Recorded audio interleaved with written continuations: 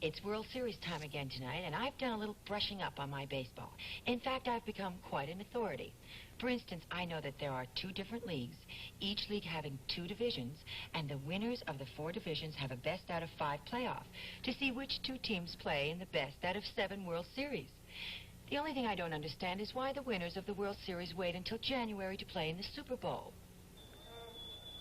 From Oakland, California, game number 4 of the 1972 World Series. NBC Sports, the service of NBC News, presents World Series Report.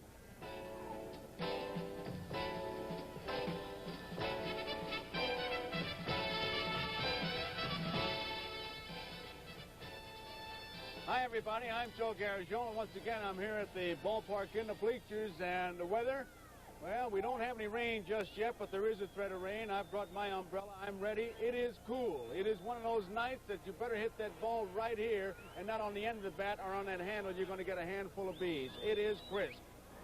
You know, one of the main topics of conversation in the clubhouse, both clubhouses for that matter, is an unanswered question. Which is better for playing baseball, natural grass or the artificial turf? Well, last night, as you well know, we returned to natural grass here in Oakland. And I don't think that question is answered yet. All it did was just add fuel to the fire. Could Green, for example, at second base, been able to make the play that he made last night on artificial turf? It's a diving play. Some people say he could not have made it on the artificial turf. That ball would have gotten by him. Yet there are others say, yes, he would have made it because he'd have been playing deeper. Well, here's a ball that was hit on that artificial turf, and it did get by. Here's a bouncing ball, which doesn't take the true hop like it would on artificial turf. So the guys are saying, I don't know. Would Menke, for example, been able to make a play at first base? This was on natural grass, he couldn't. So the question goes on and it goes on unanswered. But one play did come back, the bunt. Some people seem to think that with the artificial turf, the bunt has left baseball because that ball just shoots off the artificial surface. And then there are those who say, no, they play deep, so you can still bunt. One thing for sure, on natural grass, it came back. There's the first base hit of the game right there, a bunt by Rudy. Not a play was made. Here is the bunt by Al Lou. Bench makes the throw, a routine play, but that was the one that turned into a fire drill. Menke's bunt, which turned out to be the biggest play of the night as it moved Perez to second base, where he scored on this base hit. Slowed down by the natural grass. And here comes Perez around third now, and you remember very well, I'm sure you've seen it, down he goes. There are those who say that on artificial turf, even if it was wet, he would not have gone down. But regardless of whether it's better or not, we've got both sides of the argument, and everybody's talking about it. Johnny Bench was in a play yesterday. You remember they tried to walk him intentionally and even pointed to first base, and the catcher put his arm out there, and then he threw a strike and got him. You wonder what his feelings are about that play? They're a little bit different. And we'll be back with Johnny Bench to talk about that play right after this message.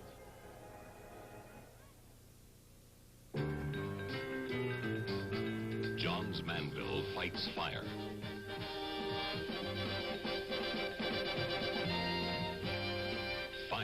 You can defeat it with our roofing. Stop it with our panels. Contain it with our walls and ceilings. Fighting fire, an element of today's Johns Manville you may have overlooked. In a minute, Susan. Jim, your hair looks like it's still on the beach. It needs to bounce, Jim. Looks alive and natural, Jim.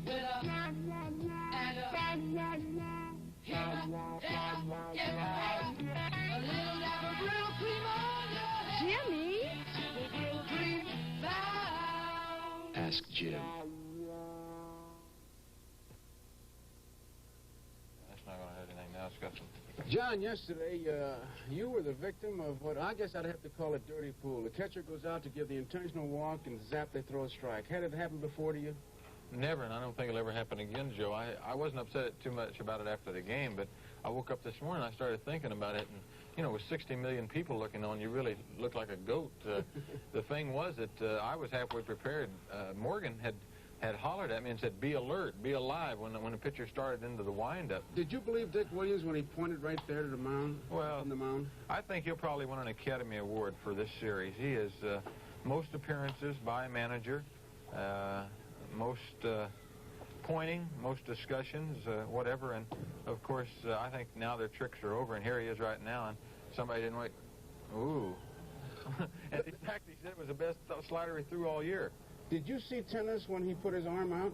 Yes, I glanced back at him because when he came back and he pointed around, and I thought, well, with Perez up, there's one out. He's a double play man. The infield slow. You know, you got a force play at the plate. A sacrifice fly means 2 runs, and that late in the ball game, and extra runs mean a lot. Did you ever pull that play off yourself?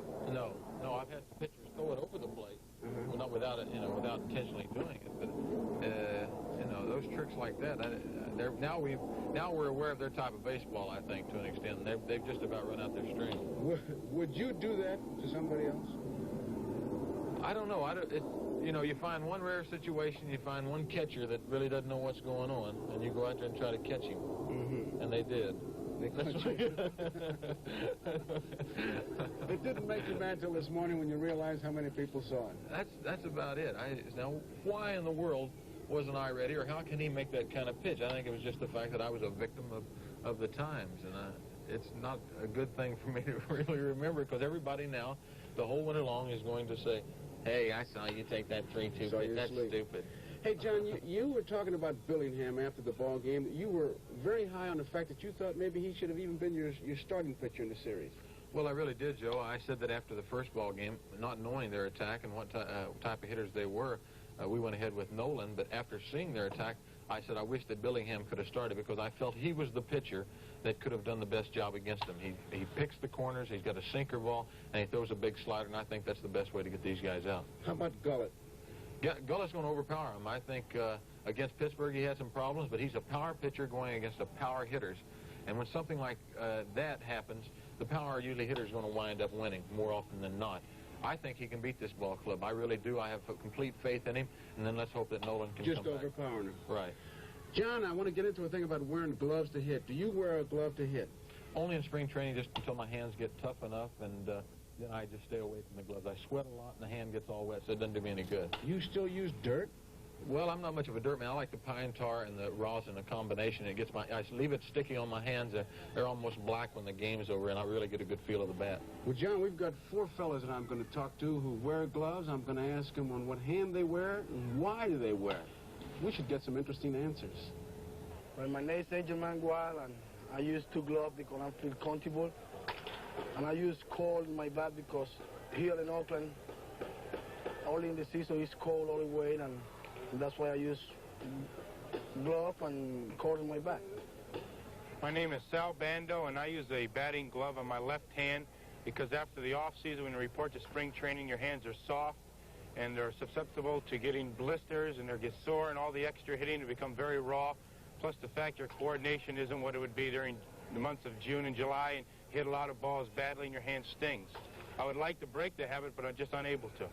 My name is Dave Duncan, and my reasoning for not wearing my glove on the top hand is that I prefer to have one hand bare, and personally, the bottom hand, I would rather have the glove on for better grip on the bottom of the bat. My name's Dal Maxville, and I don't wear a hitting glove. It just doesn't feel comfortable to me. Besides that, I don't get to hit that much. That's a pretty good reason. You know, some guys don't wear it at the bat, but they wear it when they're out in the field. For example, Gene Tennis of the Oakland club, the catcher, got the big catcher's mitt, but he still wears a glove inside that catcher's mitt. And I asked him why. He says he doesn't like the feel of the sponge, and so he wears a handball glove for protection against a bone bruise. And then there are those who don't wear it at the bat, don't wear it on the field, they just wear it when they get on base. Now, take a look here at Campaneris. He doesn't have the glove on. As he heads down to first base, you'll see it on the split screen. He'll be off to the right. And you'll see him reach in, get the glove, and he's putting it on. Another fella does that is Joe Morgan of Cincinnati. Now, watch him reach for the glove. And he puts it on, and they say they do that because they do a lot of head-first sliding, and they don't want to jam their fingers. But I've always felt that fellas like that put a glove on when they get on base because they just want to look nice when they get to second base, and you just don't know who you're going to meet, and so you do want to look nice. There was another play yesterday that I want to talk about. And that play involved Mike Epstein. You remember he just got the ball and kind of flipped it. Nobody was there. It was one of those hot potato, who's got the glove and who's got the ball. Oh, I got the glove. We'll be right back after this message.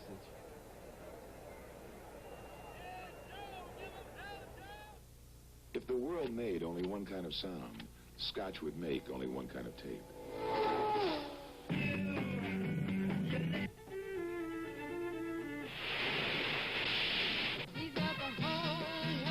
But every sound in this world is different. So Scotch makes a lot of different tapes. Whether you're recording something for kicks or for keeps, you can't buy better tapes than Scotch. They're the overwhelming choice of professional recording studios. Why not make them yours?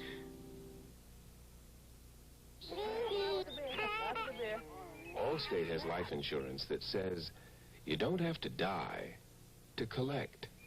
It's our money-back plan. You get $10,000 of permanent insurance now. All your money back when you're 65. Every dime you paid in. Allstate Money Back.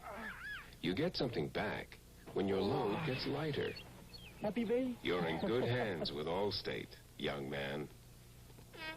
I'm sure we've all seen that play at the ballpark where a fellow grabbed that ball and threw it up almost like, well, I don't want it. Let somebody else handle it. We pretty much had that play here, and I couldn't help but think when we were kids playing hot potato, who's got the hot potato? It's a bouncy ball by Geronimo. Now, Epstein's got it. And here comes the second baseman, the pitcher, and nobody's got it. Here it is once again in slow motion. And old Mike's just going to get rid of it, and now it's somebody else's problem. You don't practice those plays, they just happen. You hate to see them happen, but if there was ever a team that would have a routine to practice a play like that, it would be the Cardinals of 1934, that era, the Gas House Gang, because they had a pepper game, one of my favorite sights. This would be a great way to practice, wouldn't it? Pepper Martin in the middle doing it all, late Rip Collins and Jack Rothrock. Hot potato, where is it? I wish there could be more of that before the game.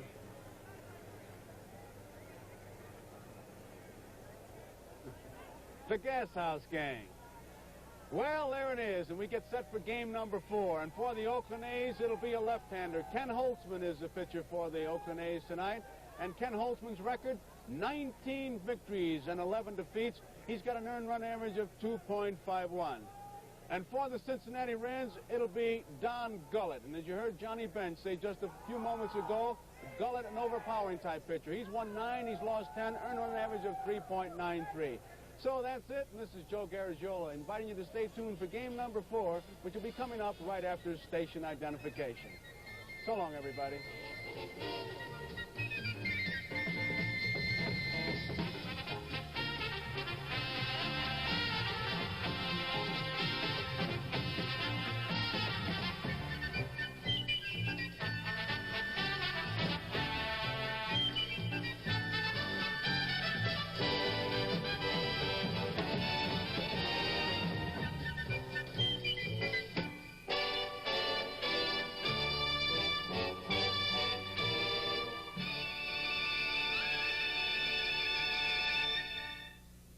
See the award-winning NBC Nightly News with John Chancellor weeknights.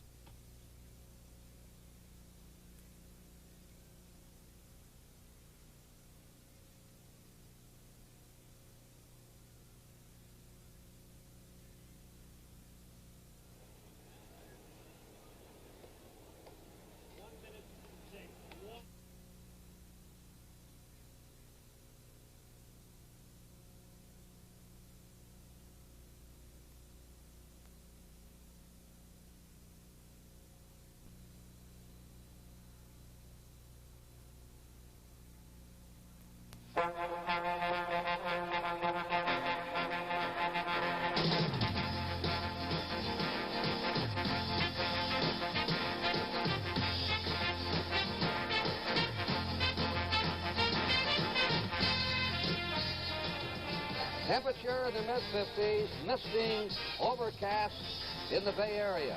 And welcome to Game 4 of the 1972 World Series. The National League champions, the Cincinnati Reds, versus the American League champs, the Oakland A's. Brought to you by Gillette, makers of the Gillette Track 2 two-bladed shaving system. And by your Chrysler Plymouth dealer, highlighting Plymouth Satellite for 1973. Built to be seen, not heard. Hi, everybody. Kurt Gowdy of NBC Sports. Monty Moore, the voice of the Oakland A's. When are the hitters going to start hitting? Everybody's asking about this 1972 World Series. Each team has a team batting average of 178. There have been only 9 runs scored in the first 3 games. Cincinnati got on the board last night with its 1-0 victory. And I'll tell you, the way the pitchers are pitching, I don't believe we'll see too much scoring in this series. They're not only pitching with control, but with excellent stuff, changing speeds, and we have just had superb pitching. The hitters have not been that bad. Tonight, a young left-hander, 21 years old, Don Gullett, who was set back with hepatitis early in the season, won 9, lost 10, is on the mound for Cincinnati, and he'll be going against the winner of the first game for the Oakland A's, Ken Holtzman, who won 19 and lost 10. A misty night here. In fact, later we may have a fog rolling in back of us here, coming in and forming an invisible wall. Monty Moore does the A's games here, and he can tell you when we get those conditions here, it's hard to hit a ball out of this ballpark. Yes, and it's just that kind of a night, too, Kurt. These two teams, though they haven't scored in the World Series, can score. Cincinnati scored 19 runs in their playoff games against the Pittsburgh Pirates, and the Oakland A's scored 13 in their playoff games against the Detroit Tigers. Both teams, of course, playing 5 games. To give you an idea of how tough runs are to come by here in the World Series, in last night's 1-0 game, let's take a look at the 1 run that was scored. Tony Perez from second base on a base hit up the middle, rounding third, and watch this. Now, you talk about a guy scrambling, scratching, almost stopped to pick up his helmet and said, well, I think I'll go on. Meanwhile, the ball is coming in to the shortstop of the A's, Campy Campaneris, who didn't know about all this falling going on. But that's an idea of how tough it has been for these teams to score.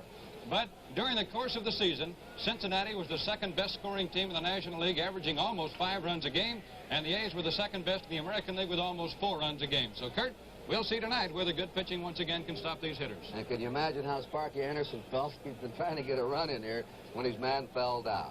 Well, let's see how Tony Kubek feels about tonight's game. He's down on the field. Tony?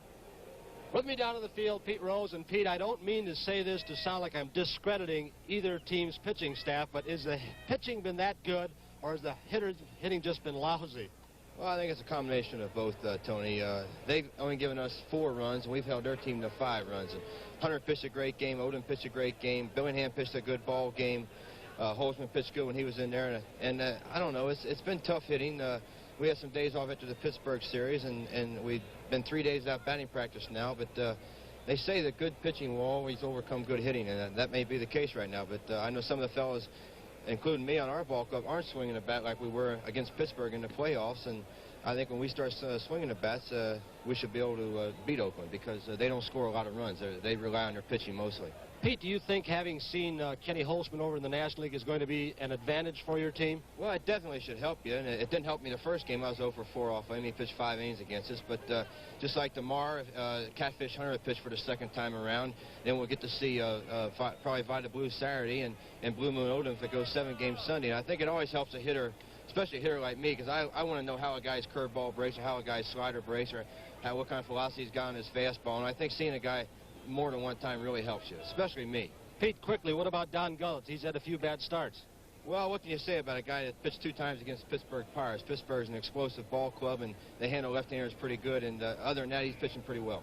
Pete, thank you. Have a good day today. Thank you, Tony. Pete Rose, now let's go back upstairs.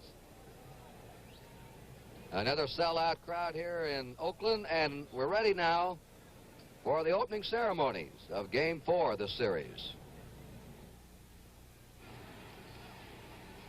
Good afternoon, ladies and gentlemen. Welcome to the Oakland Coliseum for the 4th game of the 1972 World Series. Here are the official lineup. First, the Cincinnati Reds.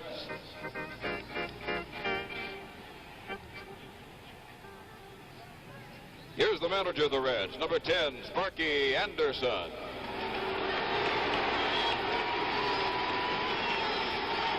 Batting first and playing left field, number 14, Pete Rose.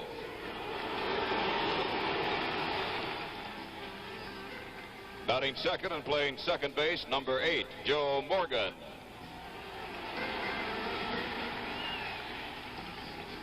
Batting third and playing center field, number 28, Bob Tolan. Batting fourth and catching, number 5, Johnny Bench. Batting fifth and playing first base, number 24, Tony Perez.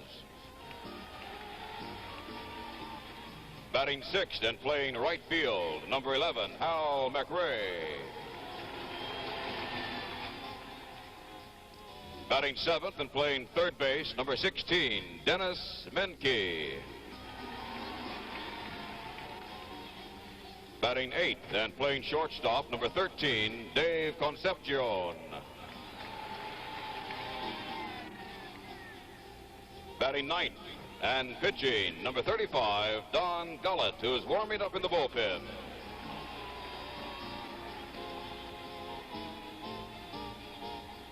And here are the remaining players and coaches of the Cincinnati Reds.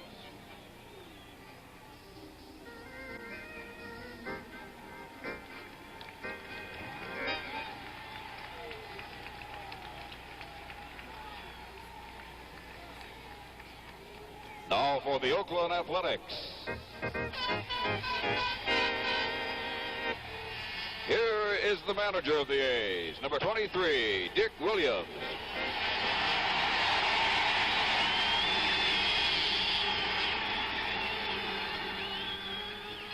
And special recognition to a great ball player injured in the playoffs, unable to play in the World Series, Reggie Jackson.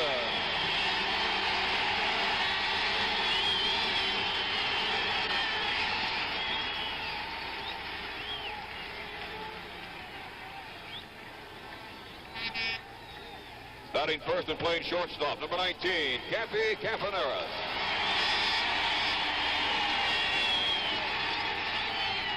Batting second and playing right field, number 14, Matty Alou.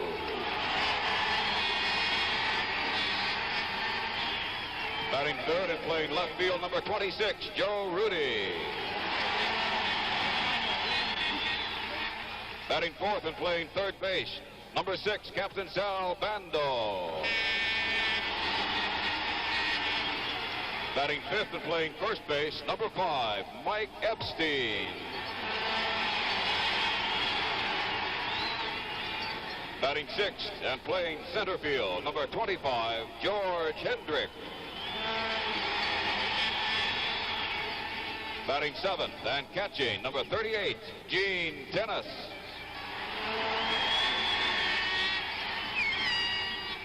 Batting eighth and playing second base, number 1, Dick Green. Batting ninth and pitching, number 30, Ken Holtzman, who's warming up in the bullpen. And here are the remaining players and coaches of the Oakland Athletics.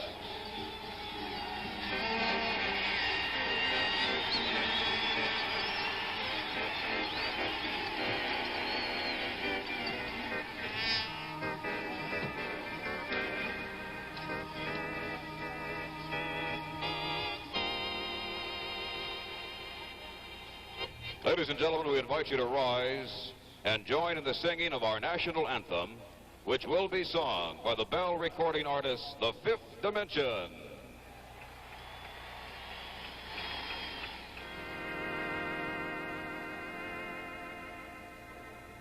Oh, say, can you see by the dawn's early light what so proudly we hailed at the twilight's last gleaming?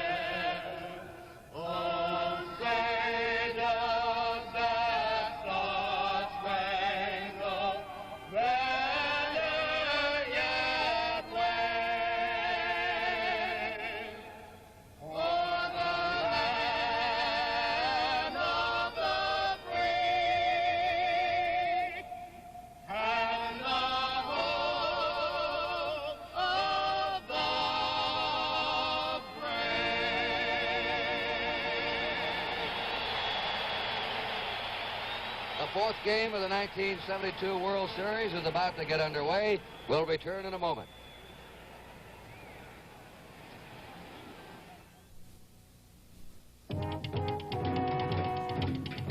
Tahiti.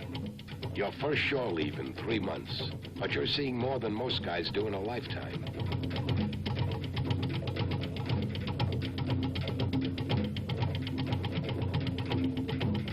Life's a one-time thing, and you can live it with gusto wherever you go. They even have Schlitz in Tahiti. You're one taste closer to home.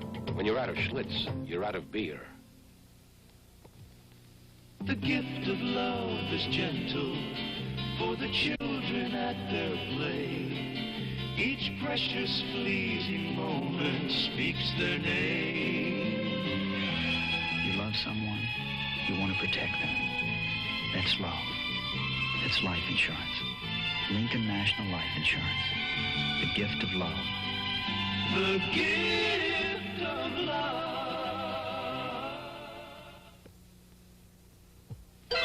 Should a gentleman offer more than an evening to a lady, more than candlelight and small talk, more than just a night? Should a gentleman offer a Tipperella to a lady? And what if he does? Well, baby, it's all right.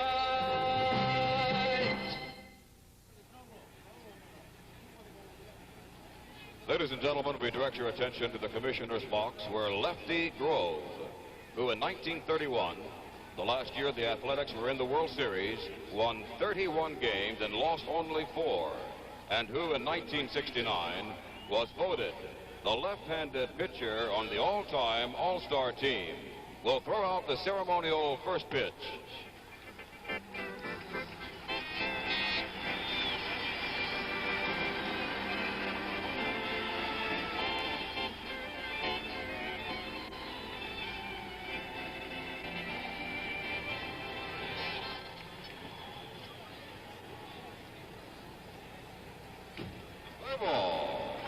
Tell you, in his prime, Lefty Grove could throw harder than that. We've talked to some of the old-timers who hit against him. They say he was just fantastic. He wound up winning 300 games, and he wound up winning them with a curveball with the Boston Red Sox when he lost his fastball. But in his prime, especially during the years of 29, 30, and 31, when the A's had one of the greatest teams of all time, Lefty Grove was a premier pitcher in baseball. And he has the honor tonight of throwing out the first ball. And that's the left-hander, Ken Holtzman, now starting his warm-up pitches. And in here to take you through the first 4.5 innings is the voice of the Oakland Athletic Baseball team on their broadcasting crew, Monty Moore. Thank you very much, Kurt, and hi once again, everybody. Kenny Holtzman, one of the most steady performers in the American League this year. You got to look at his motion here, and we call him stylish. And I think when you see him, you'll understand why. He has a pretty good fastball. I don't think it is as overpowering as Don Gullett's. But Kenny, and we said this the first appearance that we saw him, he has to get his curveball early, and it makes his fastball more effective.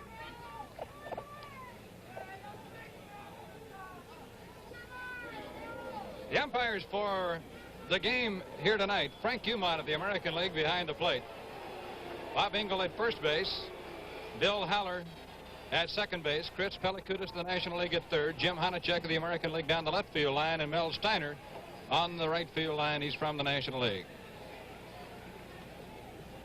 Frank Umont is going out to talk with Ken Holtzman about something here. I don't know what it might be, but I think he's indicating to him that he can blow in his hand here tonight while standing on the dirt part of the mound rather than having to get off of it because it is a little cool. Might be he wants to tell Sparky Anderson the same thing. Dick Williams is a pepper pot manager who always has been an umpire baiter. And he was telling me before the game tonight, the umpiring in this World Series has been outstanding, just excellent. And Sparky Anderson echoes the same thoughts. Well, it certainly has, and these fellows really bear down. I think it means as much to an umpire just about as it does to the players to be able to be in a World Series, and they know they are on display. Here's the first pitch of the game to Pete Rose. And we're underway with a strike. Rose for the season for the Cincinnati Reds hit .307. He has had only one hit in 11 at-bats in the series. Holtzman misses, low and away. It's a ball and a strike. Rose, a switch hitter, had an ambition this year to hit 300 from each side of the plate, and he did just that. Holtzman's first curveball is in the dirt. It's 2 balls and a strike. Rose hit .315 against left-handers and .304 against right-handers. Throughout his career as a switch hitter, he's been a little better from the left side. Dick Green to Mike Epstein, and there's one out in the first inning. Holtzman is a spot pitcher. He pitches from the left side a whole lot, the same way that Jim Hunter does from the right. He throws to spots. Here now is little Joe Morgan, who has no hits in his last 14 at-bats in 4 games. That counts the last game of the playoffs and the 3 World Series games. Monty, it appears to me Morgan is pressing too hard. First pitch hit up in the air to Joe Rudy in left field. And Joe puts it away. There are 2 down. He lives here. He really wanted to do well. He's been swinging hard. He's perhaps trying to go for the long ball too much, maybe. Here's Bobby Tolan, the very fine center fielder for Cincinnati, and he had a .283 year. Average-wise, he had 8 home runs, and a very amazing statistic to me is the fact he knocked in 82 runs this year. In the World Series, he has 2 hits in 12 at-bats. Quite a comeback he has made from 2 Achilles tendon injuries. Kenny Holtzman's got a tough play to make, and Epstein dropped the ball. Very fine play by Kenny Holtzman. He threw that ball right where Epstein had the glove. It bounded away. Pretty good bunt by Bobby Tolan. Holtzman barehands it, knows he's got to hurry. Just off the edge of the glove of Mike Epstein. Now we'll watch Tolan. Last night the Reds stole 3 bases. They want to play a running game. They're 2 down. Ideal situation for him. Tolan swiped 42 bases this year. An error has been given to Mike Epstein on the play. Here's Johnny Bench. Johnny led the major leagues in home runs with 40. RBIs with 125, and he base hits to right field. Tolan will go to third base. Matty Alou gets the ball back into Dick Green, and the Reds are set up now with runners at first and third and 2 down. And here comes the hottest hitter for Cincinnati in the World Series, Tony Perez, the only player who has hit safely in all 3 games. He has 5 hits. Bench just laid the bat on that one, purposely hitting the right field, wasn't trying to pull it. Now the error could prove very costly if Holtzman cannot get Perez. Johnny Bench at first base. Tolan at third.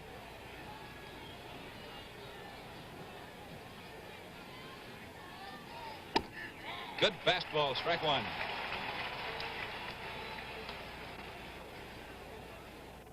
Bench stole a couple of bases in the playoffs against Pittsburgh. It was quite a surprising thing.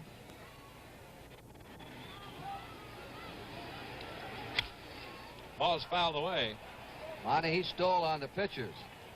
Got a tremendous jump. And you couldn't charge or blame Sanguillen for not throwing him out. He was halfway to second when the ball was reaching home plate.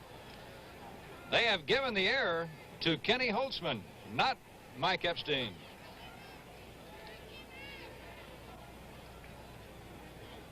Holtzman is ahead of Perez now at 0-2. See if he tries to go the waste pitch and tempt Perez, or if he challenges him. Bench took off, and no throw is made. He steals second base. Johnny Bench steals second, hoping that the A's would throw and Tolan would break to the plate. The same kind of a play on which Reggie Jackson of the A's scored against Detroit in the playoffs to tie up the final game.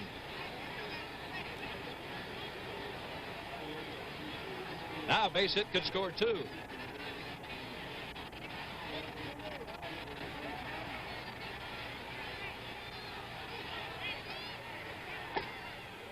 Holtzman broke the curve down and in. It's 2 balls and 2 strikes. You can see the left side of the infield is back all the way. Tolan and Bench on 3rd and 2nd. The action has started early in this one tonight.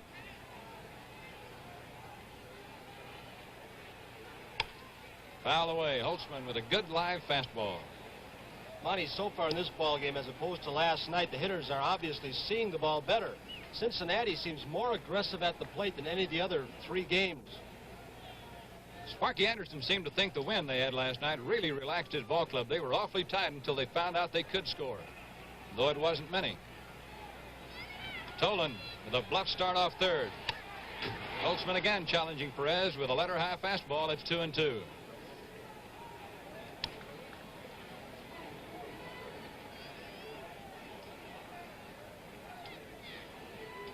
The A's wearing Kelly green over their polar bear white pants tonight. Last night they wore a California gold color. When they play at home on Sundays, they wear still another uniform, all white.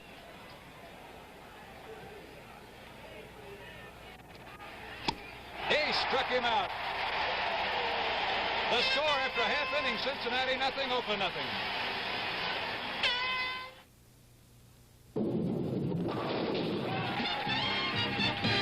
Live it up, go bowling. Live it up, laugh it up, join the fun. Is life passing you by? Get rolling. Go bowling. Shape up, slim down, wind up to wind down. There's room on weekends, also daytimes during the week. So live it up. Go bowling. Start this weekend. Mr. Atlas? Yes? I understand millions of people are buying tires named after you. Right.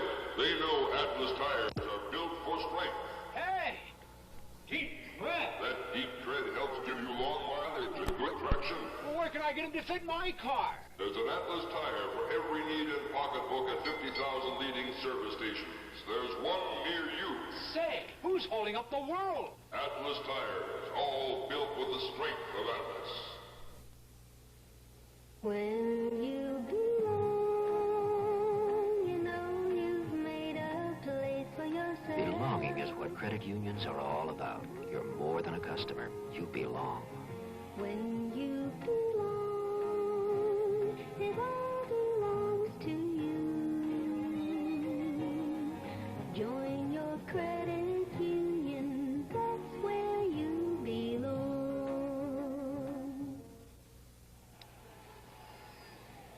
You're looking at 21-year-old Don Gullett. He is in his 2nd World Series. He's got a Sandy Koufax kind of fastball, Monty. Anytime he goes out to the mound, he can overpower you. Does not have the Koufax curveball, but he can throw the fast one by you. This is the man they expected to win 20 this year, but he had a case of hepatitis. When they finally discovered what he had, it was called then subsiding hepatitis, the tail end of the disease. But it really set him back this year.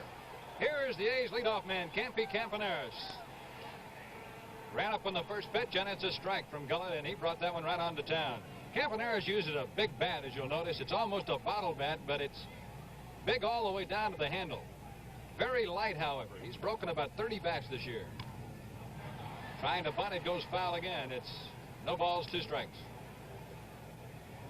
Been rather quiet for Pete Rose so far. Last night he told me he had about a dozen eggs and oranges and apples thrown at him out there. They have a sign writing back at him, Rose Garden. Go Reds. There are some Cincinnati fans here. 2 strikes the count now as we look at Campaneris. That good riding fastball, he wasted it. It's 1-2. Campaneris can hit home runs. He hit 22 home runs a couple of years back in one season. Had 8 for the A's this year. Swinging late on that Gullett fastball. 1 ball, 2 strikes, no score. Game number 4 of the World Series, the 5th game to be played here in Oakland tomorrow afternoon.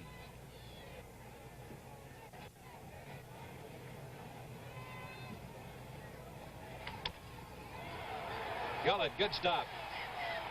He fell down throwing that ball, but he got him. So there's 1 away. Still a little loose out there on the infield, though they did allow batting practice and infield drills tonight. That's how fine a job they've done getting this place in shape. Here's Matty Alou, who joined the A's for the last 31 regular season games. He was with the St. Louis Cardinals. He has had only one hit in the series, and Matty was saying before the game, boy, I have only one slump all year. Why would it be now? He's a magician with that bat. He can hit it to all fields. Ball one.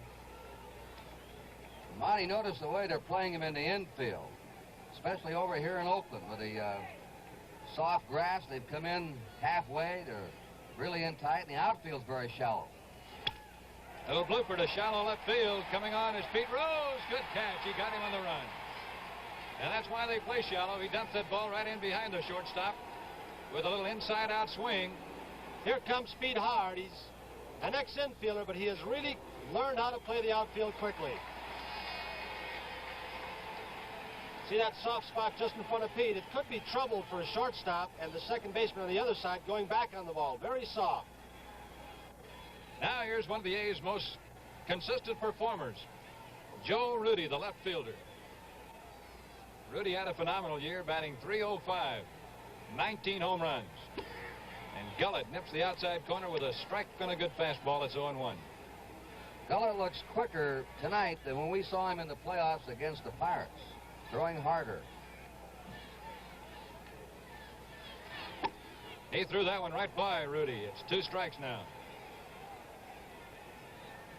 Rudy was the 5th best hitter in the American League. League champion this year, Rod Carew of Minnesota, who finished very strongly with a .318 mark.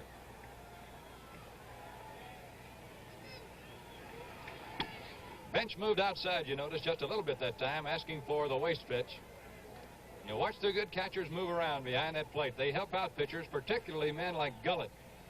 Throw so hard, they give him a big target. Rudy really got jammed. Shortstop Concepcion takes care of it, and the A's go 1-2-3 in the first inning. The score after an inning of play, Cincinnati nothing, Oakland nothing.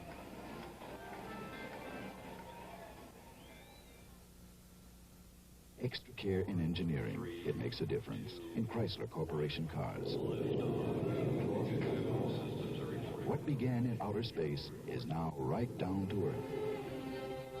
Chrysler Corporation, the automotive company that helped put the first American in space, now puts some of the things it learned into its cars.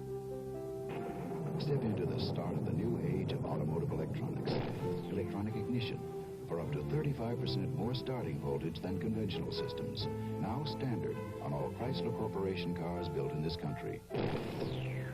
Electronic voltage regulator to help increase battery life. Electronic digital clock available on some models. So accurate, you can set your watch by it. Electronics. Extra care in engineering. It makes a difference in Dodge, Chrysler, and Plymouth. Discover the difference. Drive one.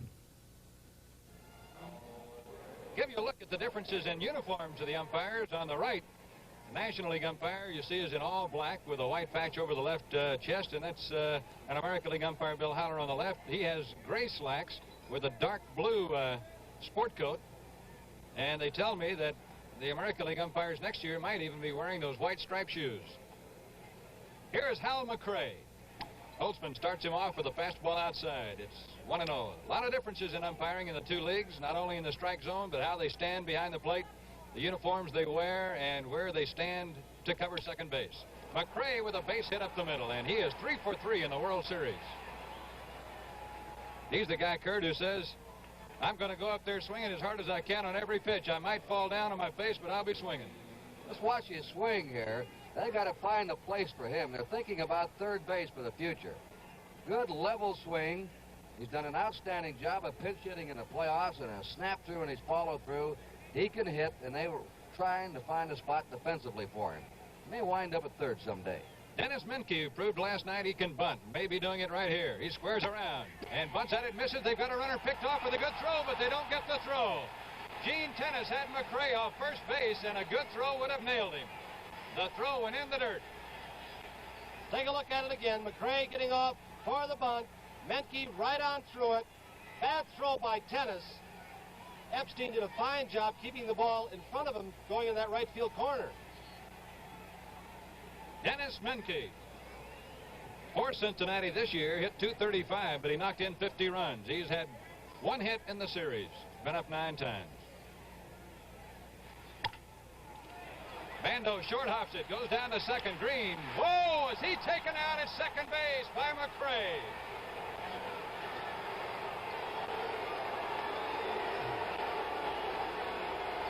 Watch Bando again. He's trying to get the lead runner. Now watch McCray.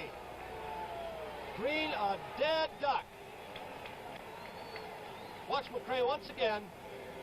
Had a good jump on the little topper. Now you can see him trying to get the angle, and the shortstop does not like this. That man should slide and not come in throwing a block. Boy, McCray took 2 or 3 short steps right before he got to the bag, and that's the way they played in the World Series, fans. Now here is Concepcion. There isn't a football coach in America who doesn't have a big smile on his face right now. And those who say that baseball is a no-contact sport, just lay back and watch. 1-0 the count, and Concepcion, the shortstop. Holtzman, a good fastball, let her high, 1-1. Bando made a good play there, by the way, on that very soft infield turf. He had to take the short hop, and it does not come up true all the time on this kind of grass.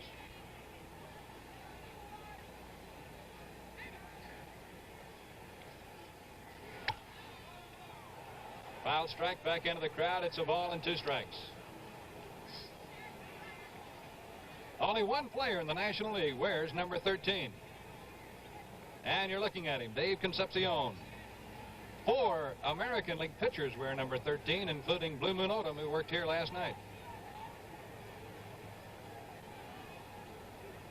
1 out, still no score in the second inning.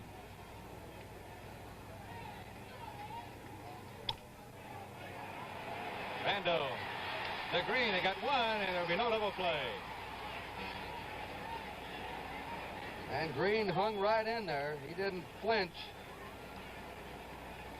He had back surgery earlier in the year, too. Fans, this telecast is presented by authority of Major League Baseball. Watch Menke coming in hard again on a replay.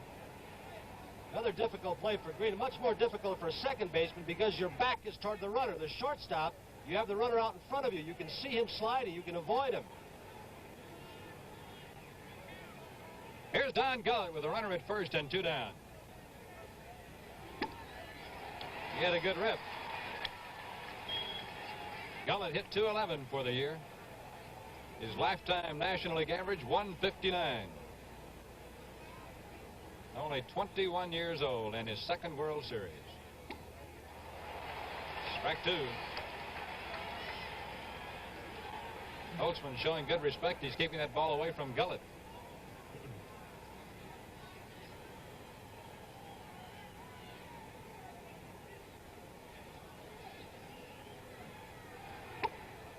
Missed with a fastball, 1-2. I'll say this, Kurt, for a series that has been so low scoring, we've really had some action. It's been the tenseness of every game. The low scoring struggles, but very tight. Bouncing ball to Green. Underhanded toss to Campaneris for the force play, and in the second, no runs, a hit, 1 left on. The score, Cincinnati nothing and Oakland nothing.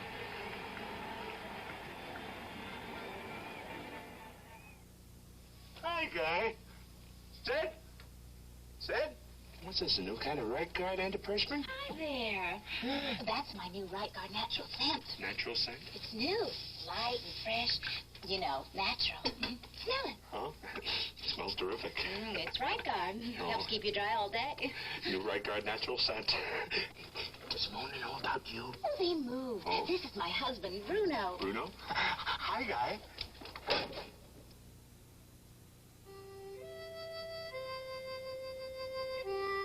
Gillette makes a better double edge now than the one your father used.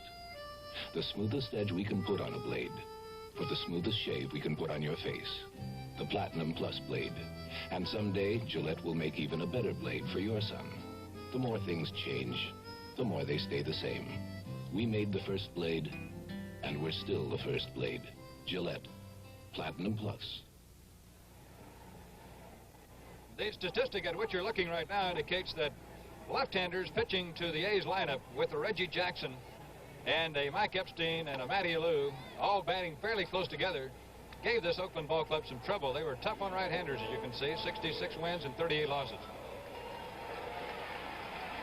Jack Billingham didn't read those statistics last night.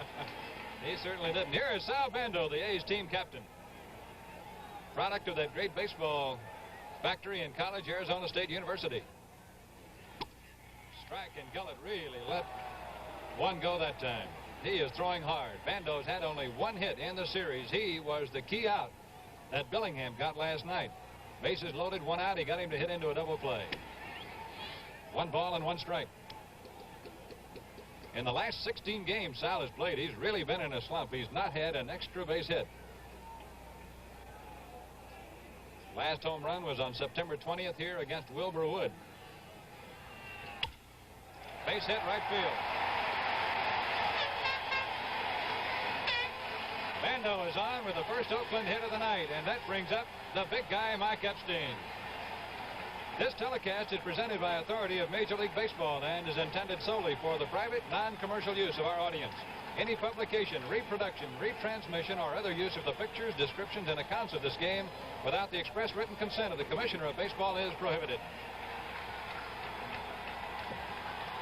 Mike Epstein, the A's top home run hitter this year with 26. Still looking for his first World Series hit. He's been up 7 times officially. He has been walked a few times. Strike. He hit a home run off a left-hander, Mickey Lolich, in the playoffs.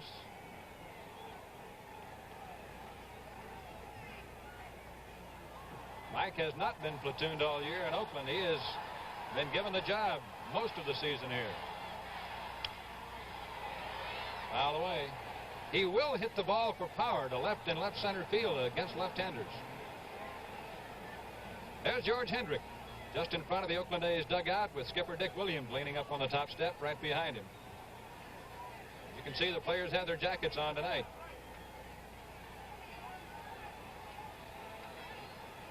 Gullett quickly ahead of Epstein at 0-2.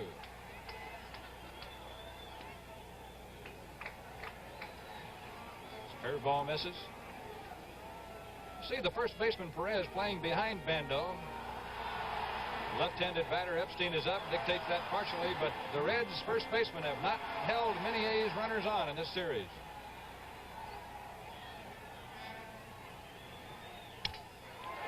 A jam, broken bat, looper to Joe Morgan, and Epstein won't bat with that one anymore.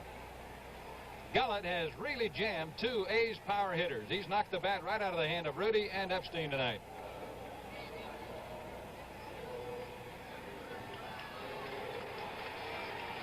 Now Gullett will pitch to George Hendrick. He's the center fielder for Oakland since Reggie Jackson is on the shelf with an injury. George has had 1 hit in the series.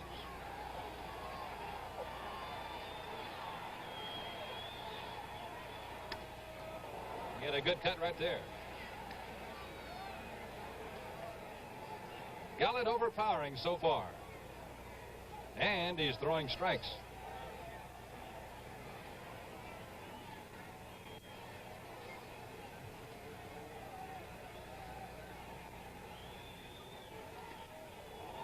Bounced that one across the plate. 1 ball, 1 strike.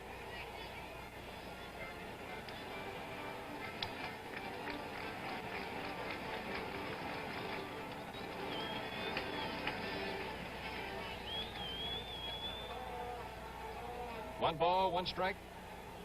1 out and 1 on. We're in the last half of the second. No score. Cincinnati and Oakland. Concepcion got 1 and over to Perez for the double play. The score after 2, 0-0. A Chrysler has always been an automobile with a tradition of performance on the open road. It was an automobile that faced the challenge of Le Mans and saw victory in 56 Grand National competitions. Today, the tradition continues with electronic ignition in this 73 Chrysler Newport, a Chrysler more people can afford. Chrysler Newport. Extra care in engineering. It makes a difference. Of course you get 1 button color. on Sears 19-inch color TV. But you also get something a lot more important. Come, I'll show you. You get Sears testing for quality. Sears service available nationwide. And most important, We'll take care of it. Sears reputation for dependability. With Sears 19-inch color TV, you get a lot more than one-button color. No matter whose steel-belted radio commercial you see, there'll probably be a demonstration of superior handling characteristics. They'll tell you how steel-belted radials make so great a difference you can actually feel it. Feel how they hug the road on sharp turns and at high speeds. So with everybody telling you similar things, which brand you buy? Well, only Uniroyal can tell you this. Worldwide, we've been selling steel-belted radials 10 years longer than any other American tire company. As you can see, Cincinnati was awfully tough against left-handers this year. They won 28, lost 12, and right-handers 67 and 47. Rose, bunt, picked up by Tennis Fair. He throws it in the dirt, and Mike Epstein dug it out of there. Gino's having a tough time throwing that ball tonight. Epstein's had 3 throws a little bit off target. Look at Tennis again. Notice how he grabbed the ball with his glove and the bare hand. It's his feet position, and then it looked like he threw a sinker ball. Epstein made a fine play on to save Tennis an error. Both catchers very quick. Tennis and Bench very agile. They've both jumped on bunts in this series. Here's Joe Morgan, who flied out to left his first time up. Dick Green to his right. And have to hurry. Took a hitch and threw that ball and got him. 2 down. And did you see that ball when it hit that thick turf in the infield, how it was slowed down? In Cincinnati, that ball is in center field.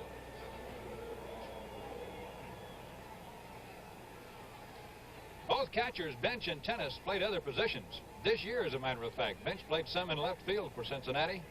Gene Tennis has played everywhere, including second base in the championship series in Detroit. Bobby Tolan takes a curve from Holtzman, who's been pretty tough against Cincinnati in his entire career. He's won 9 games and lost 3 against the Reds, including a no-hitter he pitched against them.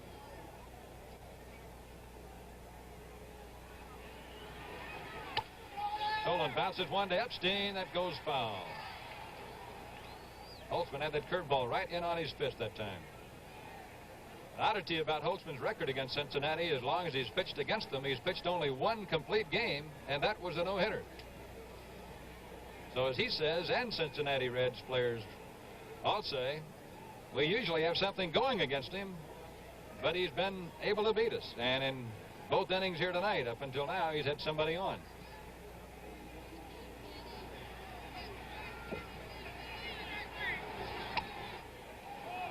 Fastball sliding over that outside. 1 ball and 2 strikes. Holtzman, a 19-game winner for the A's. With the late appearance of Vida Blue this year, the trade for Holtzman was one of the biggest Charlie Finley made.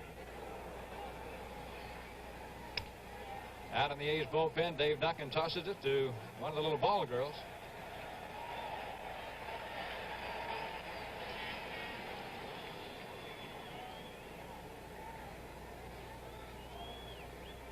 Let's see if he goes with a waste pitch here.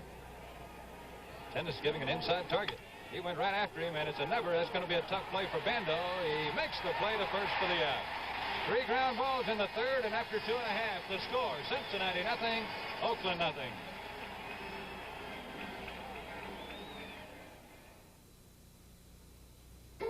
To the Equitable agent, no 2 people are alike. Is there anyone else in the whole human race?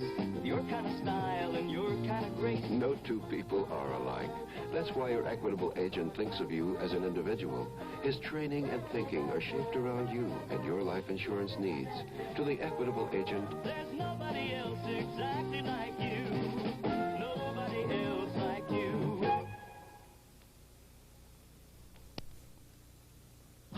I'll never forget the time a pro scout came to one of our scrimmages. We couldn't do anything right. The only thing that did go right was that keg of draft beer we had. I never knew beer could taste so fresh and go down so smooth. And today, though none of us made it to the pros, we still drink that same draft beer in cans, thanks to Peel's Real Draft. Peel's Real Draft, the kind of beer you first loved.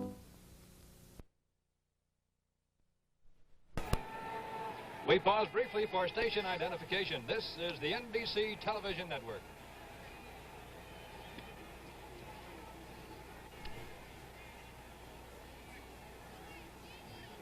Kurt, I believe we're going to have a pitching change for tomorrow night. Gary Nolan was scheduled to pitch for Cincinnati, and I think they've taken him out of there. He threw in the bullpen last night. I don't believe they liked the way he looked. And I believe they haven't announced officially, but I think they'll come with Jim McLaughlin, the right-hander. Here's Gene Tennis. A's catcher has had 2 hits in the World Series. He's 2 for 10, and guess what they were? Both home runs. Looks as if they might be talking about the location of the batter's box in relationship to the plate. Johnny Bench might have complained that Tennis was too close or something. If McLaughlin goes for the Reds tomorrow afternoon, Jim Hunter will be pitching for the Oakland A's. Gullett to Tennis, low and away, ball 1. Gene Tennis, who signed in the A's organization as a shortstop, played in the outfield, wasn't getting anywhere, decided to become a catcher. Takes a look at a blazing fastball for a strike. It's 1-1. In ball player parlance, Mr. Gullett is bringing it tonight. The A's have 1 hit, an off-field single by Bando.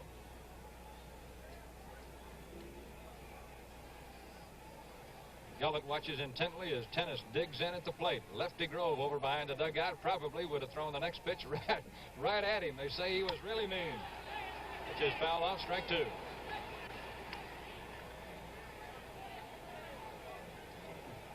Cincinnati, no runs, 2 hits. The A's, no runs, 1 hit. The pitchers continue to dominate the World Series of '72. Dennis Menke works on the 2-hopper and gets it to Perez to retire Tennis. 1 out in the 3rd. Now here's Dick Green. You know, Monty, this Gullett was quite a high school athlete at Lynn, Kentucky. We heard he scored 66 points in 1 game. The high school halfback. Tony asked him if it was 11 touchdowns. He said no, 10 touchdowns and 6 extra points. 1 game. Green takes a fastball strike. He made 47 points in 1 basketball game. So he had to take his choice, probably, of where to go with his great talents. Many major league players were super athletes in all categories. Green had a good cut but missed. It's strike 2, 0-2. Vida Blue of the A's was a tremendous quarterback. Threw 35 touchdown passes his senior year. Green fouled that off. Gullett didn't pitch long in the minor leagues either. They took a look at his arm in only 11 games in the minor leagues, and it was upstairs for him the rest of the way.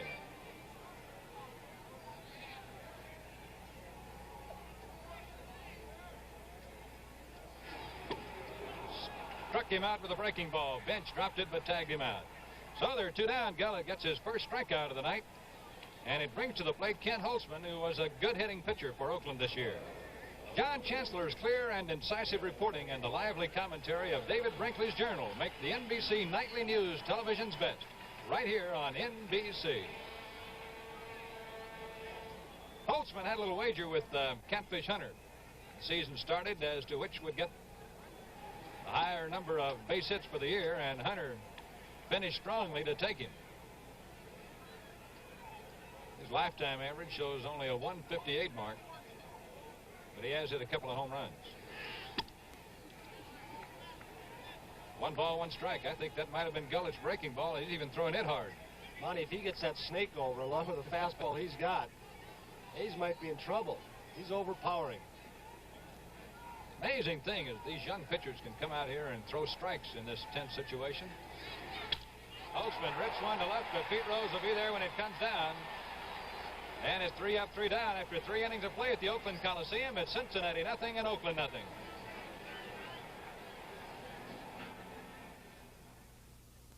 Hey, 2 guys are out to get your car. First, it's winter. He wants to freeze you to death. Then comes summer. He wants to boil you over. what? You can beat them both with Prestone 2 Winter-Summer Formula. Fights winter freeze, fights summer boil over. Prestone 2 with its patented new anti-corrosion formula. If you can't trust Prestone, who can you trust? Sorry, boys.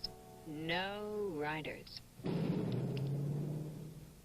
Major League umpire Bill Haller, give us the one word that best describes that El Producto cigar. Good taste, mild. I have to go along with mild. Hey, Bill, what are you talking about? El Producto's got flavor. Flavor's the word. Kenny, mild's the word. Your taste buds must be going blind, Bill. Kenny, mild or back to the showers? Well, I never said they weren't mild. Next time, try a great tasting El Producto. You'll call it like you smoke it. Mild.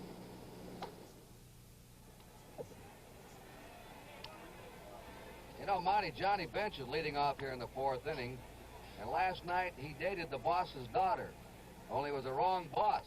He had a date with Charlie Finley's daughter. Called her up, took her to the basketball game. She's a beauty, too. Former homecoming queen at the University of Colorado. We were kidding Charlie Finley about it. He may want to borrow some money someday. Charlie has a big family, 7 children, and 6 of them made the trip into Detroit, then on to Cincinnati, and out here. His oldest daughter, Sharon, is expecting a baby any day now, and she is home in LaPorte, Indiana.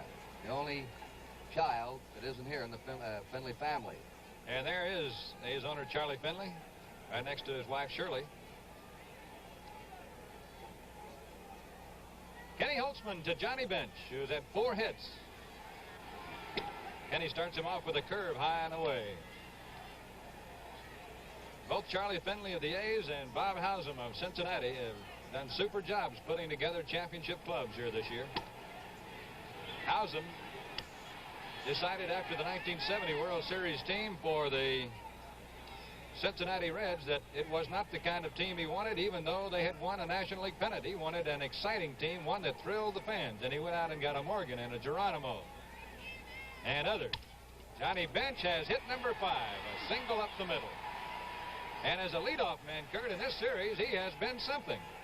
He has had about 9 or 10 chances to lead off an inning in the series, and he has been on a high percentage of times. He and Perez now have been on 7 times each. They lead the World Series getting on base. I know the A's felt when the series started if they could keep him hitting ground balls up the middle and to right field, though, they'd be in pretty good shape. They have kept him in the park so far. Now here's Tony Perez. Struck out with 2 men on in scoring position in the first inning. Fouled it off. Holtzman really blistered one by him in that first inning to strike him out. You were talking about the trades that Cincinnati made. One of the reasons they made them was moving to the new ballpark, Riverfront Stadium, where defense and speed was more important than an old Crosley Field.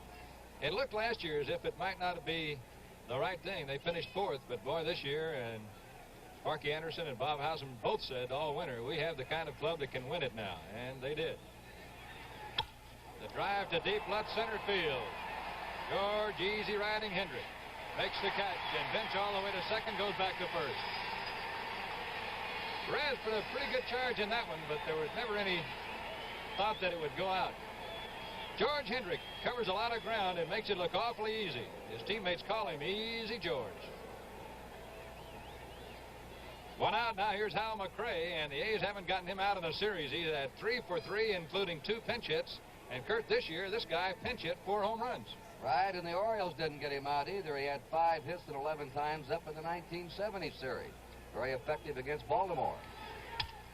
He got jammed aplenty then. Campaneris bobbles it for a moment, and Green can't turn the double play as Bench comes in there on him. He lost the timing when Campaneris bobbled the ball just a moment. See if we can see the ball rolling up the arm of Campy Campaneris as he really had to charge the ball. Just barely has a grip on it. And Dick Green is really taking a beating down at second base. Here comes Bench.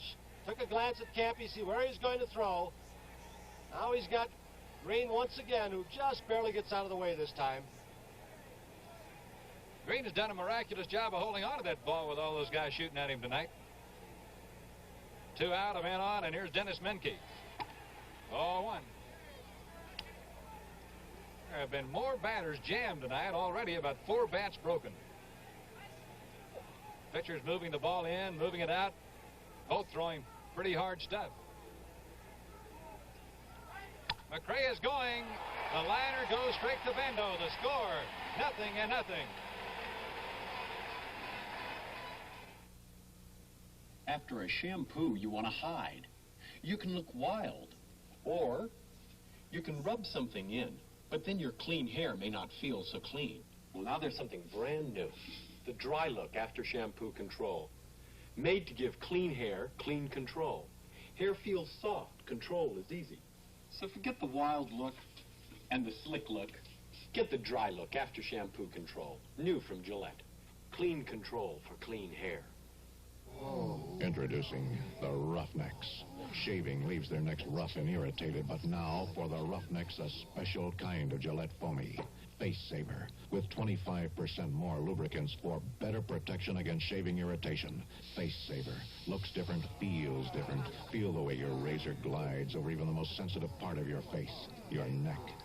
So if shaving irritates your neck, get Foamy Face Saver for the Roughnecks. Merrill Lynch is bullish on America, and we've got 29 different ways to help you share in America's growth. Common stocks, for example, the most direct way to own a part of major American companies. Ask us about common stocks, or most any kind of investment. Merrill Lynch has 29 different ways to help you share in America's growth. Merrill Lynch is bullish on America. As we go to the last half of the fourth inning, Bert Campaneris will lead it off for the A's. And, Kurt, though the Reds are not coming up with too many base hits, they're really swinging that bat tonight. Campy takes ball one. Much more aggressive than we've seen them at any time in this series. They're taking good, hard cuts. They look like the club that was scoring 5, 6, 7 runs a game during the National League season. Great stop by Menke. And he got him. Menke playing shallow, which made that a tougher play. Campaneris almost hit it by him. Menke daring Campaneris to hit the ball by him about 6 feet up in front of the bag.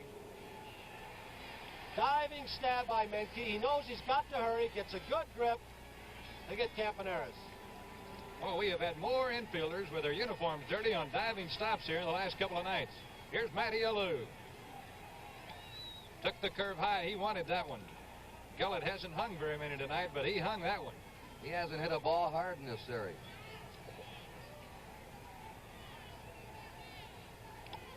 Ball two.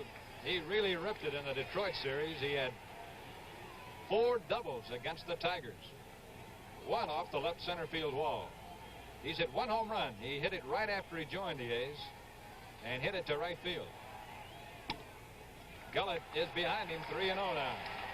Matty's a little bit like Campaneris. You really have to work to walk this guy. They come out of that dugout swinging the bat.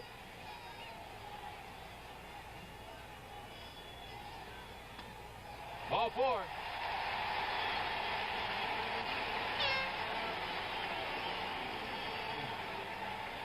Jerry Adair bats Matty Alou on the back as he comes over at first base with Joe Rudy coming to the plate for the Oakland A's. Rudy got jammed and popped up to the shortstop in the first inning. Joe's had 3 hits in the World Series. He's been up 12 times. Strong man. Kurt, this is one of the few men I know in Major League Baseball who will work with weights. He spends a lot of time in the winter weightlifting. He's worked in every department of the game, and he has very quietly sneaked up on Major League Baseball as one of its brightest stars.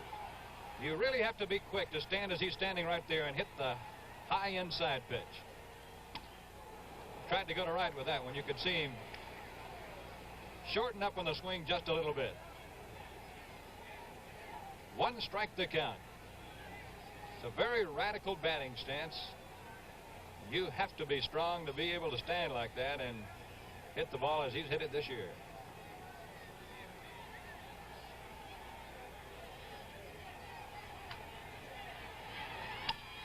Fouled it off.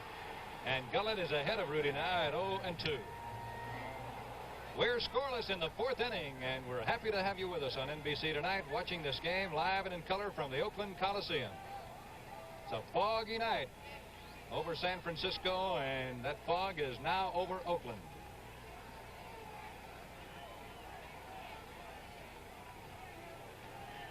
A's lead in the series 2-1.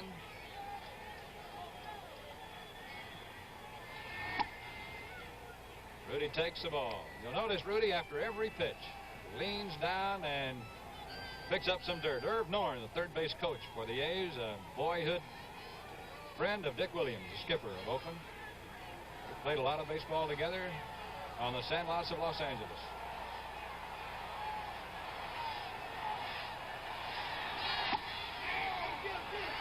Bench throws the ball away, and Alou's on his way to second.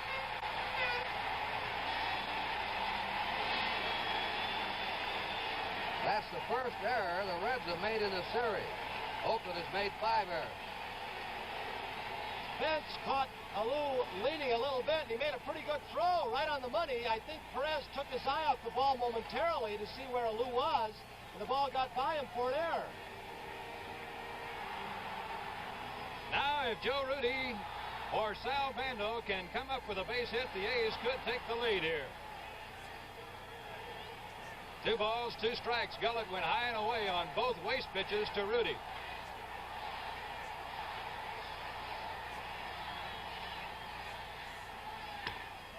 Ball 3. They have given the error to the first baseman, Tony Perez. It looked as if he made the tag before he got the ball.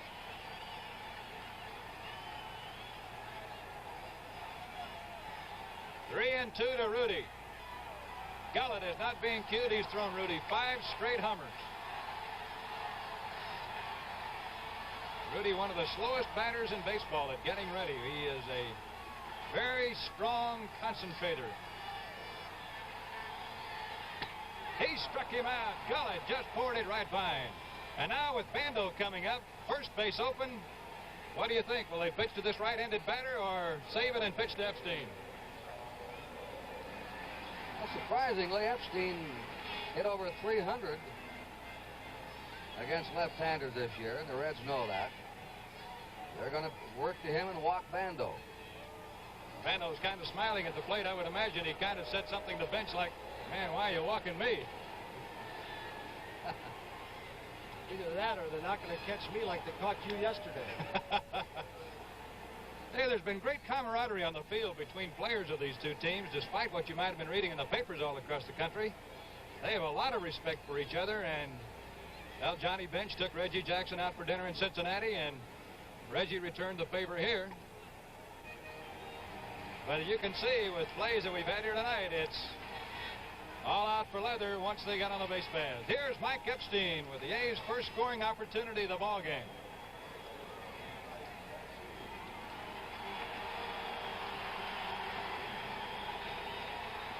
They'll play Epstein back on the right side. Morgan not playing anywhere close to as deep as he played in Cincinnati, but I would imagine he'll still get back on the outfield grass. Alou at second. Bando at first.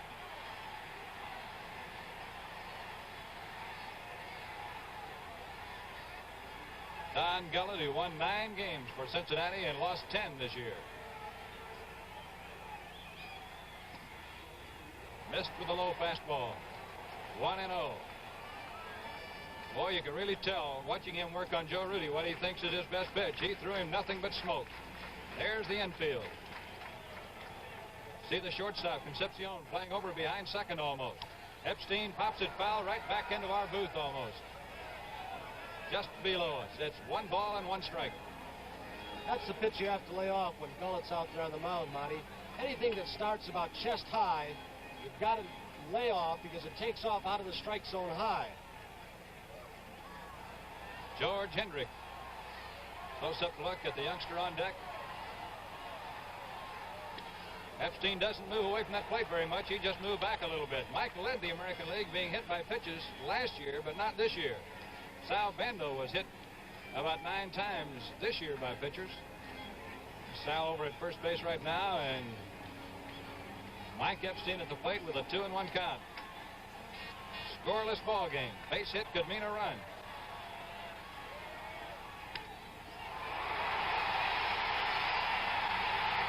Great play by Concepcion. well on the first base side of second base, and they got Mike Epstein and retired the A's, leaving 2 on. I don't think Morgan could have made the play as he was going to his right. He wouldn't be able to stop. Concepcion ranging far on the first base side of second with a fine play on Epstein. In the 4th inning, no runs and 2 left. 1 error, the score, 0-0. Okay, I don't know hold 'em for tonight. Let's go get us a beer. When it's Miller time at the old home place, all the hands come riding in. If you've got the time, we've got the beer. Miller beer. If you've got the time, Miller beer. We've got the beer. Miller beer. If you've got the time. This is a Plymouth engine plant, and every engine built here goes through this engine function tester. It finds problems that people don't find. That's it. Grab in the right field corner. Last of the 5th inning, George Henry grounded into a double play his first time. He pops it up to the right side. Joe Morgan spread eagling those arms, squeezes it out, number 1. Next batter for the A's will be Gene Tennis, who grounded out his first time.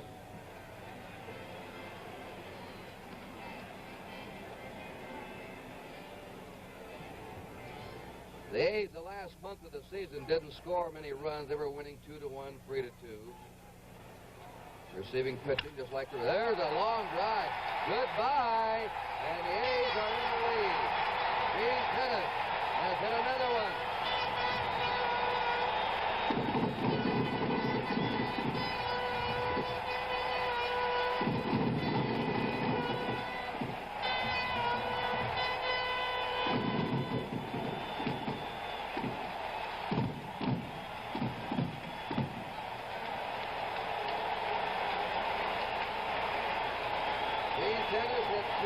Saturday.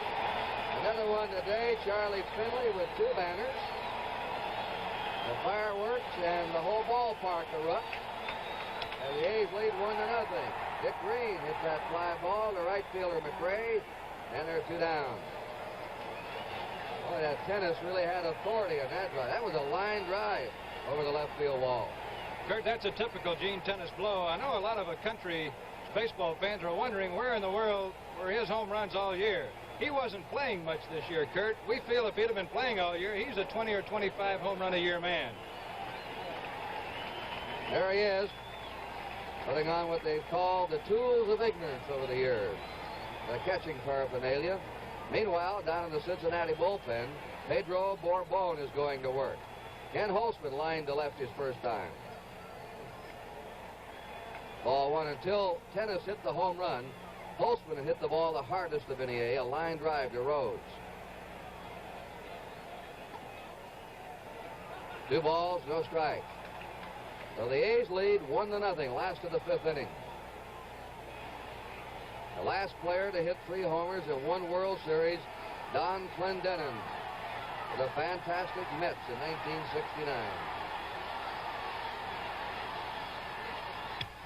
Ground ball to shortstop Concepcion. The A's are out, but they took the lead with 1 run, 1 hit. Gene Tennis's homer. There were no errors, nobody left. We've gone 5 innings in the score. Oakland 1, Cincinnati 0. Good-looking car, this 73 Plymouth Satellite. But suppose you don't buy a car just because it looks good. Well, Chrysler Plymouth made me a little drawing so I could show you what's new about it besides looks. Back there is a new quiet exhaust system. Up front, a completely re-engineered suspension system. Rides as quietly as can be. There are all kinds of sound barriers, too. In the roof, in the doors, around the wheels, all over it. Under the hood, even behind the back seat. This is the quietest mid-sized satellite ever built. They call it the Sebring Plus. It's built to be seen, not heard. Plymouth Satellite, extra care in engineering. It makes a difference.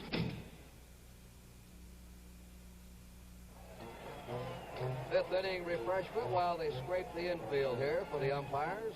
And we're going to pause now for station identification. Born Caged, Set Free, the story of the lion at World's End tomorrow night. Save 100 and pick a free gift during the exciting Festival of Gifts at Standard Savings. Deposit $100 or more in a new or existing savings account at Standard Savings through October 31st. And take your pick of 5 useful gifts. Handy sports seat, electric warming tray, set of 3 stainless steel mixing bowls, bubble top umbrella, or a Canon thermal blanket. One of these and maximum interest too when you deposit $100 or more at Standard Savings. WIS TV 10, Columbia. The Reds trailing 1-0 come up in the 6th inning with Joe Morgan, Bobby Tolan, and Johnny Bench. Joe Morgan and Mike Epstein of the regulars are the only players who haven't had a hit so far in the 4 games. Morgan has now no hits in his last 16 times up, including the last playoff game with Pittsburgh. Curtin, to give you an idea of how these players value World Series base hits, Dick Green told me the other day that he said, you know, after my first World Series hit, I almost asked the umpire to stop the game and get me the ball. Okay, Morgan is fly to left, grounded out.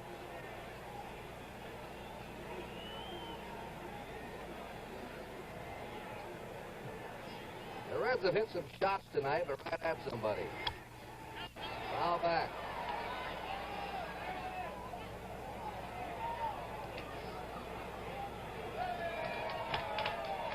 You know, Morgan is usually played as a full hitter. But George Hendrick, the center fielder of the A's, is playing him into left center. Bando tightened up at third. 1 ball, 1 strike.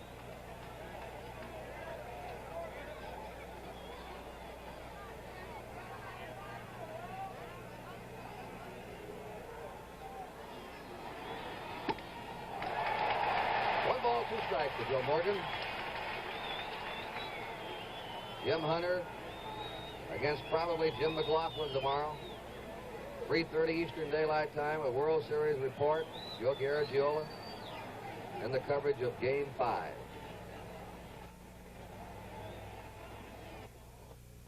Two balls, 2 strikes.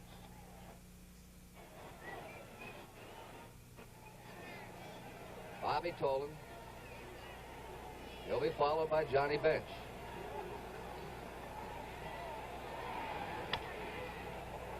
Gets it off the fist foul.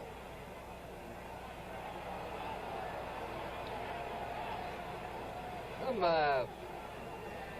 fans have remarked to me, Monty, that Sal Bando looked heavy. I talked to Sal tonight. He said, no, I'm 214. My playing weight's between 210 and 215. He's just a heavy-looking man. He says that he didn't gain much weight this winter. Ground ball to second baseman Green. 1 down. Sal says his toughest problem with weight is when the A's go to Cleveland and play, and his mother, who is quite an Italian cook and a good one, has him out at the house a few days. Bobby Tolan is reached in an error by the pitcher and is grounded out 0 for 2. 1-0 Oakland, top of the 6th inning.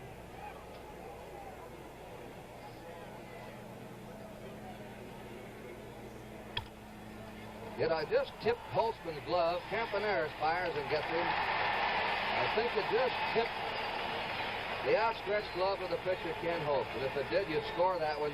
Pitcher to short to first.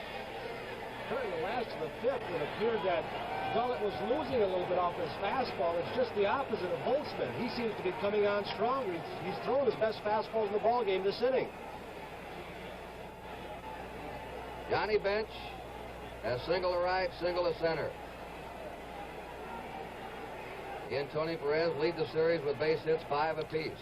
And there is a line drive charged by Lou, and he's got it. What a game he's playing in right field tonight. Well, the Reds are down in the 6th inning. At the end of 5.5, here it is again. Fine running snap by Matty Lou in right field. At the end of 5.5, Oakland 1, Cincinnati nothing.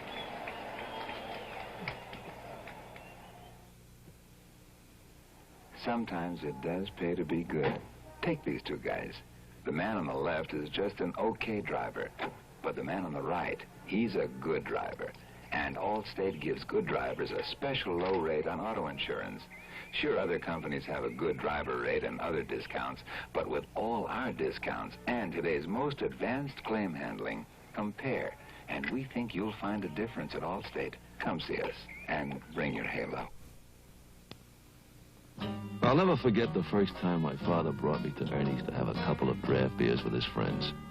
I want you to meet my son, Joey. Man, those drafts were really something. They went down so nice and easy and had a fresh flavor I never knew beer could have.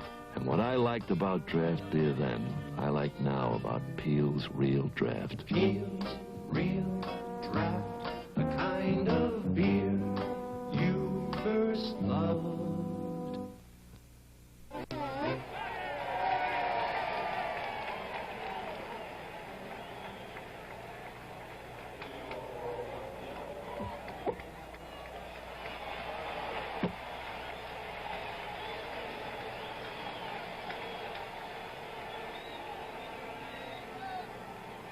Last of the sixth inning. Top of the A's batting order. Campaneris, Alou, and Rudy. Ball one. Pedro Borbon goes back to work in the Cincinnati bullpen. Campaneris was robbed of extra bases on a stabbing grab by Menke, the third baseman in the fourth. He hits a high fly to deep left. Squeezed over in the corners, Pete Rose, foul ground, takes it, one down. If you like collecting things, why not try something with a sure payoff United States Savings Bond? You can buy bonds right now through the payroll savings plan. It's easy, it's painless, and it's sure. You'll collect peace of mind.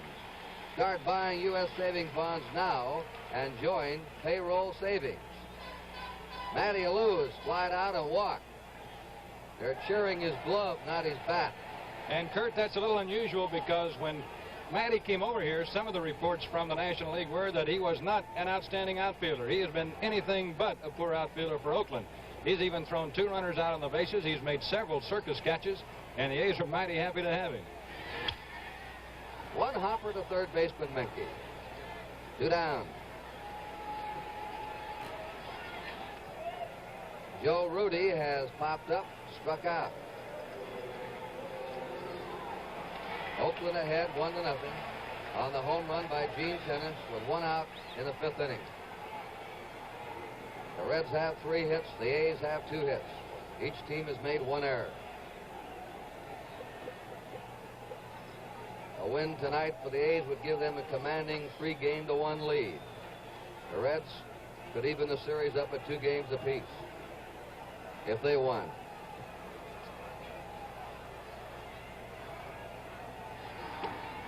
One 1-0 to Joe Rudy.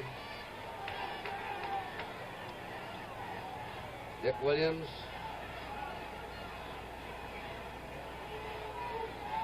Sparky Anderson.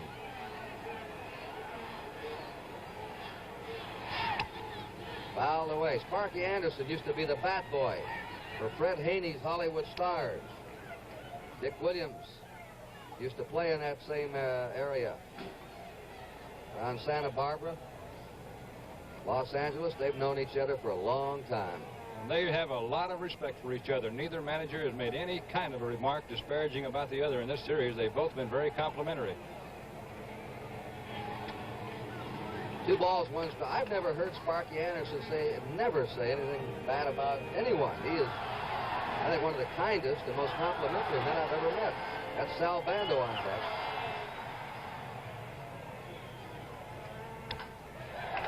There's a base hit for Joe Rudy to left field. A 2-out single by Rudy. Each team now with 3 hits. The batter is Bando, single to right, been walked intentionally. Kurt Gullett must be just losing about 6 or 8 inches off that fastball. They have really ripped some drives here the last couple innings off him. Campaneris hit a ball that almost went out. Might have had it not been for this fog here.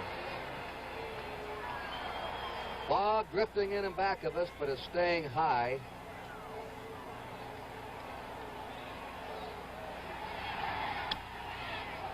Strike one to Sal Bando.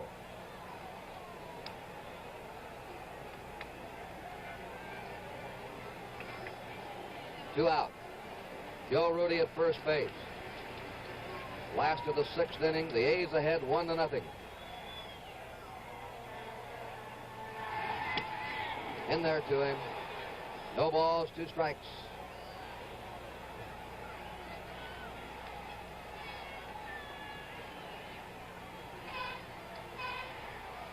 I like to have this kid's future. 1 ball, 2 strikes. The Reds have Nolan, he's young. Grimsley's a young pitcher. Gullett's a young pitcher. Simpson's young if he can get over his arm problems. The Reds appear to be well stocked. The nucleus of young pitchers for a promising pitching staff for the future. And Tom Hall in the bullpen. Down he goes. Bando gets out of there in a hurry. He's been hit in the head twice this year, Kurt. One time he was playing again the next day with the whole left side of his head swollen badly. Third base coach Herb Norn. 2 balls, 2 strikes to Sal Bando.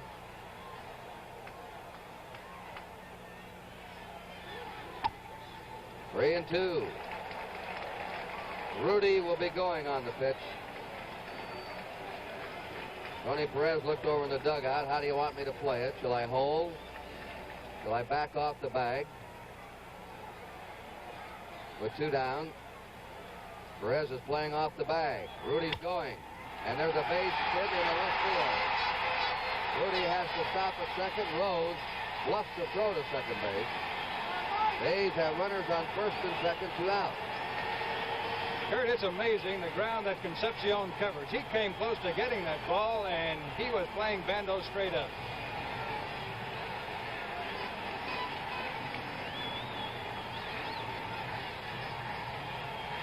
Watch Concepcion again. The ball slowed up just a shade by this heavy turf.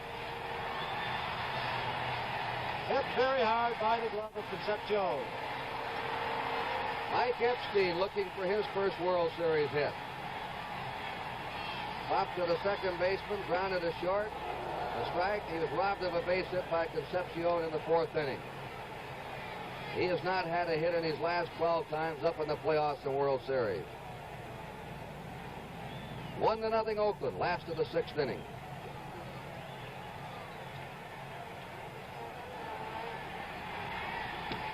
Strike 2 to Epstein.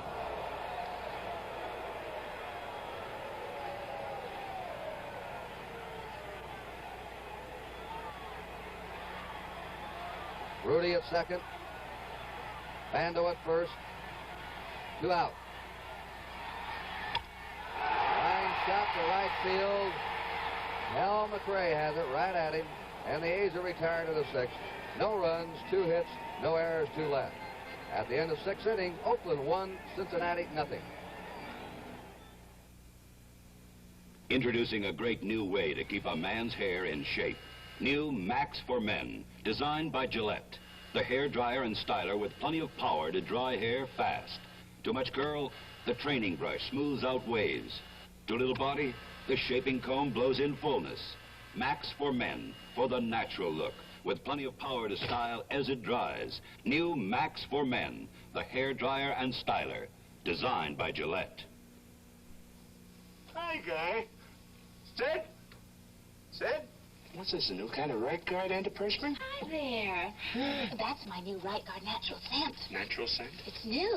Light and fresh. You know, natural. Smell it. Huh? It smells terrific. It's Right Guard. Oh. Helps keep you dry all day. New Right Guard natural scent. Does Mona know about you? They move. Oh. This is my husband, Bruno. Bruno? Hi, Guy.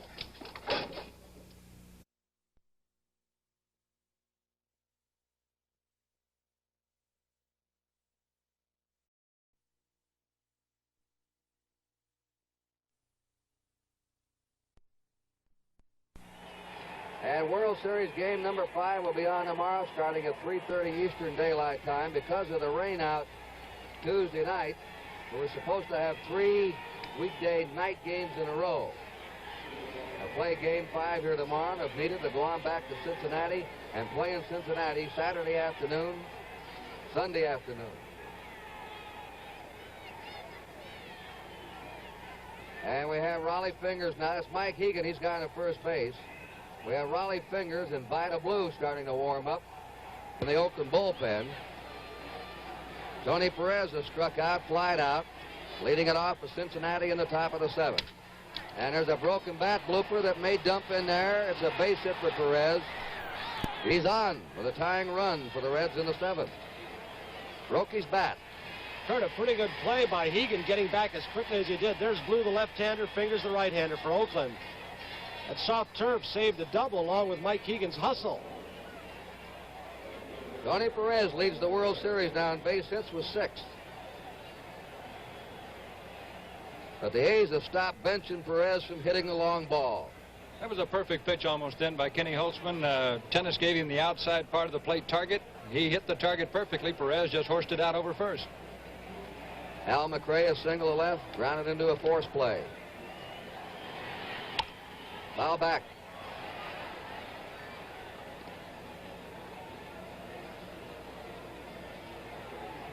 One strike to Hal McRae.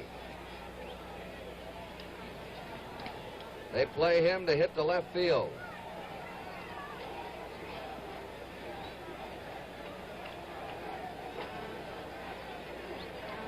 McRae, born in Avon Park, Florida, lives now in Bradenton. 25 years old. Just inside to him, a ball, 1-1.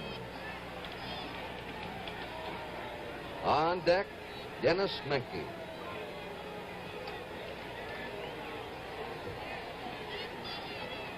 Sparky Anderson has called him his best pinch hitter from the right side. And he's starting him tonight. He pops it up. Campaneris yelling for it. 1 out. Perez staying at first. Dennis Menke, who's turned into quite a motorcycle addict, but only in the off-season. In fact, he's going to own a motorcycle shop.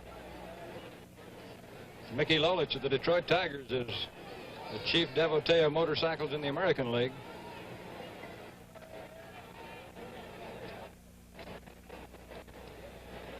We had some action in the Reds bullpen. It's not a pitcher. It's the spare shortstop, Darrell Cheney. 1 out. The batter hits it to the box. Holtzman goes to Green for 1 over to first. Easy double play.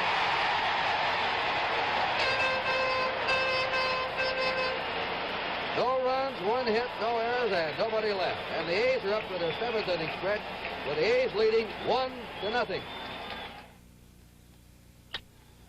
There's bound to be a scene like this in almost every Radial Tire commercial. Because the fact is, Radial Tires really do have superior handling characteristics. And if they're steel-belted radials, you'll probably see a scene like this. So how can you tell which brand to buy? Well, maybe Uniroyal can help you decide. You see, worldwide, we have been selling steel-belted radials 10 years longer than any other American tire company. I tell you, we've got to find out what Avis is up to. Hello, Avis. My name is Alan Dennis. Can you get me a Dodge in a hurry? That fast, huh? Introducing the Wizard of Avis. Reservation for Dennis? The most sophisticated computer system in the travel world. It gets you a car when and where you want it, remembers everything about your reservation, and prints your rental agreement accurately, automatically. Dennis, haven't I seen you before?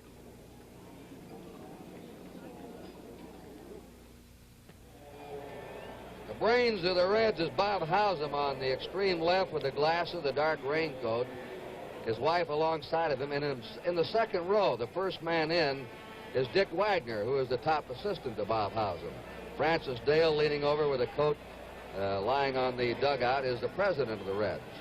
Hausum runs the ball club. They're a quiet group right now, while Charlie Finley's been a one-man cheerleader over in back of the A's dugout. Last of the 7th. George Hendrick leads it off for Oakland. Ball 1. Hendrick hit into a double play. He's popped up. Don Gullett pitched to Beauty here.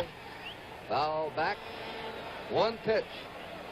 A home run swing by Gene Tennis. And Ken Holtzman's ahead of him right now, 1-0.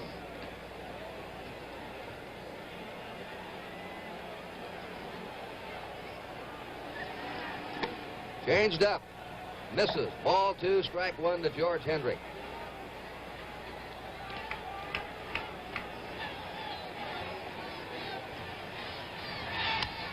Foul back. Shortstop Concepcion. Second baseman Morgan playing a couple of steps. Hendrick can run. Kurt, Vida Blue's throwing in the bullpen real hard right now, which might indicate that Dick Williams is going to go with him the rest of the way. Hendrick strikes out. One away for the A's in the last of the 7th. And here's the hand for Gene Tennis, Mr. Home Run of this series.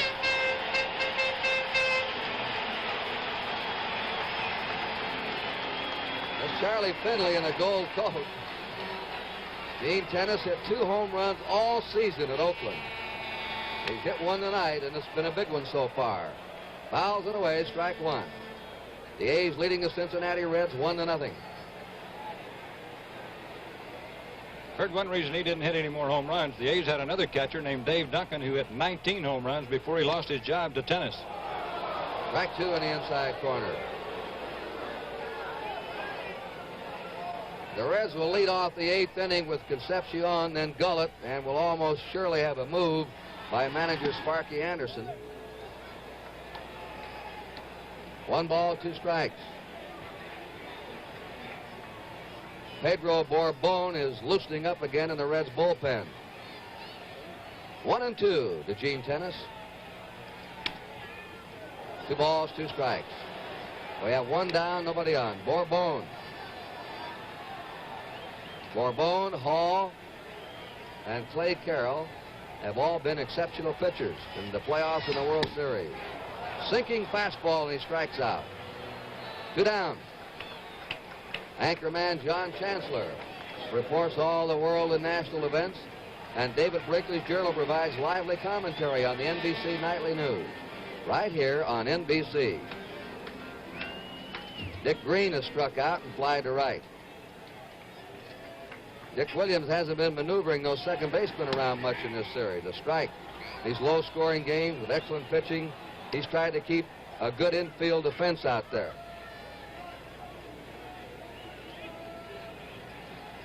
One to nothing Oakland, last of the 7th. 1 ball, 1 strike to Dick Green. Kurt, when he was doing most of the shuffling of second basemen, is when the A's would get behind early, and it seemed as if we were in a period of about 5 weeks where we were behind the first or second inning every day. 1-1 pitch. There's a base hit by Green down the left field line. Green is hustling around. He's going for 2. Rose throws off balance, and he's safe.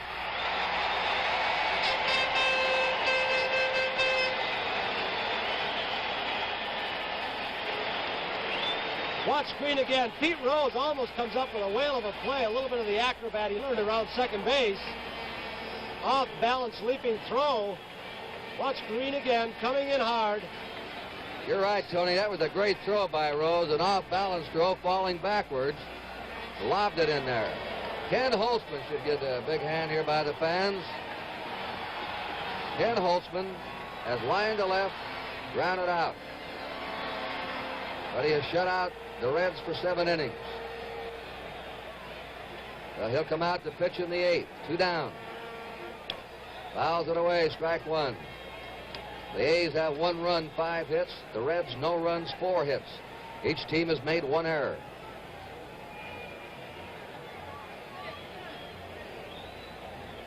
We have had every game in this World Series a 1-run ball game.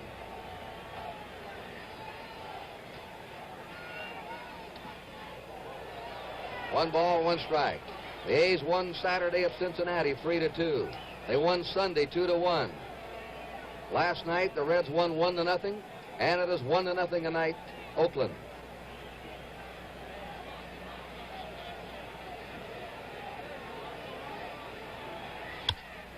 Pop up. Menke, the third baseman, will handle this one. The A's are gone in the 7th. No runs. 1 hit, no errors, 1 left. We're going to the 8th inning here in Oakland. The score, Oakland 1, Cincinnati nothing. I live up a very large hill, and it was kind of embarrassing always having your car knock going up the hill getting to my house. Here's what happened when some regular gasoline users switched to Shell's new Super Regular. When I switched to Super Regular from Shell, it ceased knocking. So I finally found the gasoline that apparently will work in it. I was warming up, and I'd start to go, and it wouldn't go, and it would backfire. I haven't had that trouble with the Super Regular. It did improve the performance, stop the pinging and things like that after the first few times I used it. And sometimes, until I got around the block, it sort of crossed and jerked down the street, but now it doesn't. It drives well. I don't know that much about cars, but it drives well with the Super Regular. Super Regular and the Big Red Pump. Good drivability, plus more octane than the average regular. Ask our customers. Shell products perform.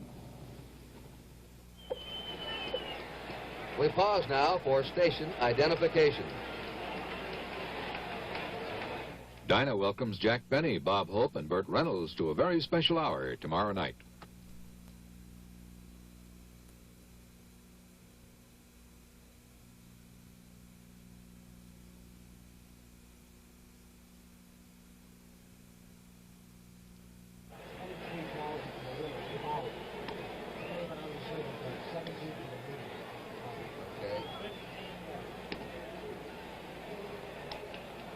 Watch your bullpen, guys. 10. Blue folders. 4,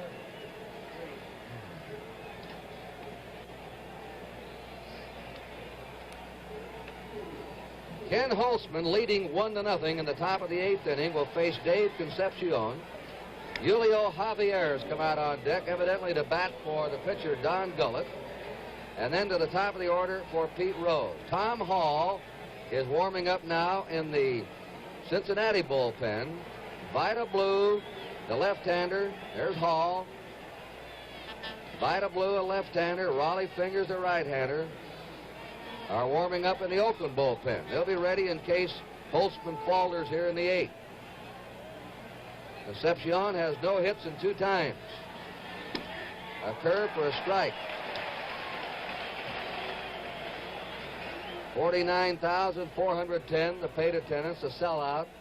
Same attendance as last night. 1 ball, 1 strike. Ken Holtzman was the winner in the first game of this series, 3-2. He pitched only 5 innings. Pitched enough to get the win. There's Javier. It's misting here now. Bounding ball. There'll be a tough play by Campaneris. Safe.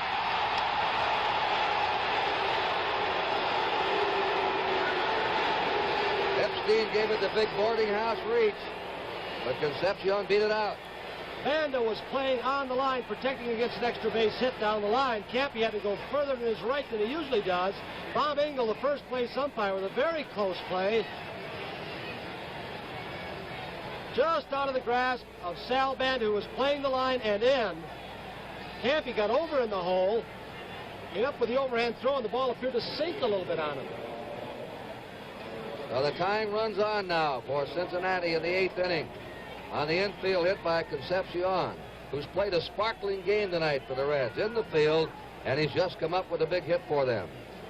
It was quite a throw by Campaneris out of the hole, Dan, and that's the gamble you take in late innings, putting that third baseman right on the line. That would have been an easy out for the third baseman playing in the normal position, but you have to guard that line against the extra base hit. Javier is batting for Don Gullett. And young Gullett was outstanding tonight. Now they're looking for a bunt. Javier dumps it down the third baseline. Bando will play at the first base. 1 down. The sacker there running is Hegan towards second, trying to run him back. The tying run now on second for the Cincinnati Reds in the 8th inning. The top of the order and Pete Rose. Rose has grounded out and thrown out trying to bunt and has flied out. Rose 1 hit in 14 times. You don't hold him that way too often. Only 1 hit in 14. 8 years in a row, he's hit over 300 in the big leagues. Concepcion, a fast man at second base.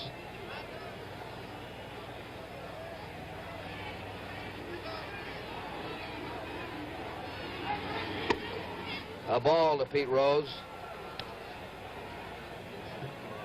The highlight for Holtzman tonight is control. He's not walked a batter.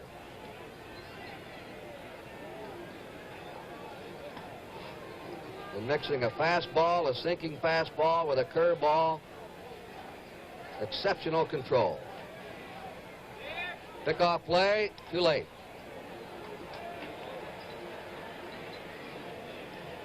Kurt, in this situation, you might think about the A's outfielders and how they throw. Joe Rudy threw out 9 runners on the bases to lead our outfielders this year, and he has, I think, what you could call better than an average arm. George Hendrick had an average arm, and Matty Alou about the same. 1 ball, no strikes. Now he's behind Rose, 2-0. The left-handers are going to be on deck, Morgan and then Tolan. There's Blue and Fingers. They'll both be ready. Joe Morgan waiting for his time at bat.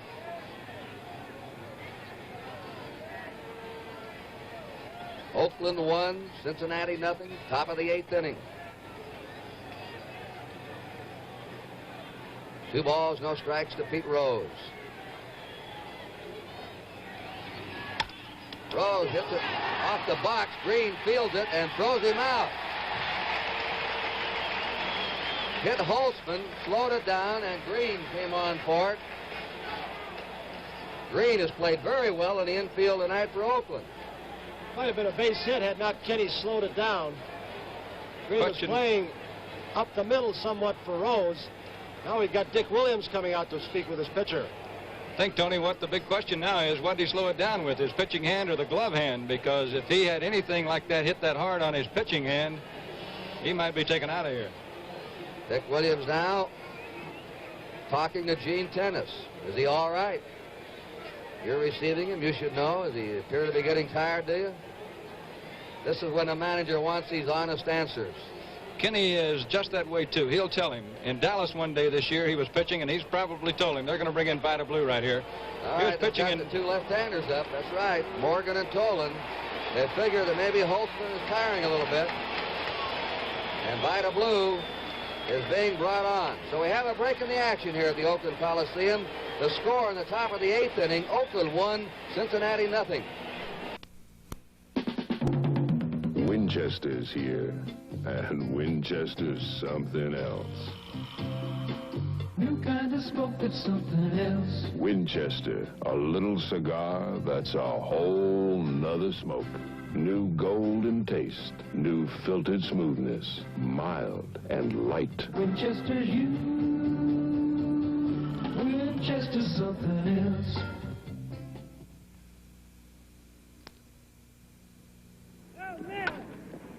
For us at Eastern Airlines, taking 10 Little League champs from San Juan to meet their big league champ in Pittsburgh is one of the most important things we do.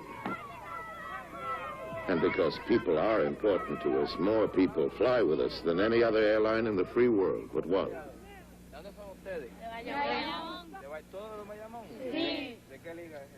Eastern Airlines, the wings of man. Hi, I'm Tom Seaver. Baseball is interested in our youth. It was the first major sport to embark on a drug prevention and education program. When you consider using drugs not prescribed by your doctor, your chance of striking out is high. You take the first strike when you listen to your friends who are trying to tempt you. The second strike is when you take your first drugs. And you strike out when drugs become more important to you than keeping your body healthy. So don't strike out. The preceding announcement was made on behalf of Major League Baseball. Let's watch that play once again with Concepcion on second base and see if we can tell where the ball hits Kenny Holtzman. Right back at him. Appeared as though he had zeroed in on it when right beneath his glove. Slowed it down enough for the second baseman to make a play. Joe Morgan up. And Blue's over with a strike to him. Vida Blue has been outstanding in relief in the playoffs and World Series. Or he's been unhappy, too. He doesn't want to be a relief pitcher. He figures he's a starting star. Joe Morgan looking for his first hit of the series. Outside to him, a ball. Concepcion's at third base. They're 2 down. Well, you could see the velocity on that pitch, Kurt. It almost knocked the mitt off Tennis's hand. Al Bando says something to him. Blue pitched 4 shutout innings against the Tigers to clinch the pennant. That was top foul. 1 ball, 2 strikes. He saved the game on Saturday for Holtzman. 2 2/3 innings of shutout relief. So he's now pitched 8 innings of relief in the playoffs and World Series without giving up a run. The Cy Young Award winner last year in his rookie year. And a long holdout, a bitter holdout. The 1-2 pitch. Really a wild pitch. It's 2-2. Blue won only 6 games this season. Behind in his physical conditioning, his rhythm, his timing. And he is still frustrated about the holdout. Concepcion on third, 2 down. The 2-2 delivery. Just outside.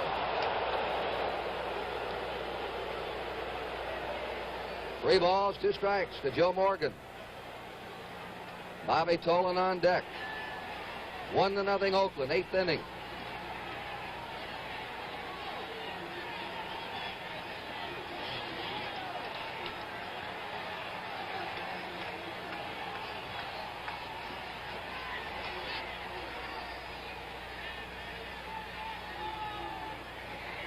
Time called.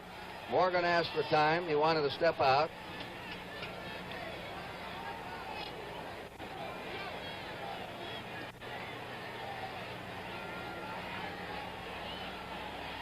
Morgan being played to the opposite field. Here's a 3-2 pitch to him. He walked him. Joe Morgan goes to first. Concepcion's at third. 2 out. Bobby Tolan up. Now Dick Williams is coming out to the mound to talk to Vida Blue. They've got to talk about what's going to happen if Morgan breaks to second base, too. They've got to be very careful here. The A's have just almost, in this entire series, in this situation, given second base to the runner, as if to say, we can get that man at the plate. Now, if the man makes it to second, that puts the winning run in scoring position, or the go-ahead run. The Reds stole 3 bases last night. They've stolen a base tonight. Sparky Anderson, he still predicts the World Series is going to 7 games, and he's going to win it. He looks very confident over there. Just wonder if that... Yeah, nodding his head, Monty, I think, as if to say, yeah, go ahead, Joe, if they're going to give it to you. Take it. All right, runners on first and third, 2 outs. Oakland trying to cling to this 1-0 lead. 8th inning. There he goes. And he lashes that into right field. Watch Morgan. The time runs in. Morgan may score. Here comes the throw. Morgan's in. And the Reds lead 2-1 in the 8th inning. He had a big jump, and he scores from first base on Bobby Tolan's drive into the right field corner.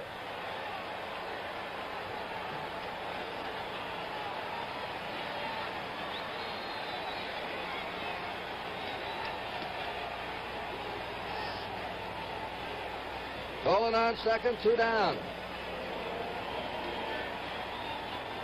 Joe Morgan hasn't had a hit, but he's just scored a very important run with his speed, breaking with a pitch and scoring all the way from first.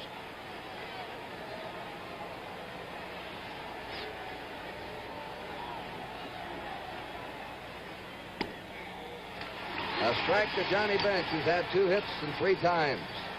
Single to right, single to center, lined out to right.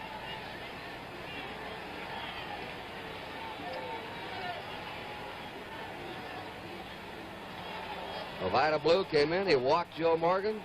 He's given up the double to Tolan.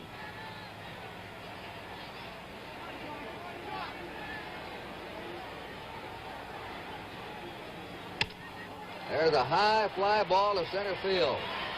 George Henry galloping in under, has it, but the Reds took the lead in the 8th inning. 2 runs, 2 hits, no errors, 1 left. Oakland coming up in the last of the 8th with a score. Cincinnati 2, Oakland 1.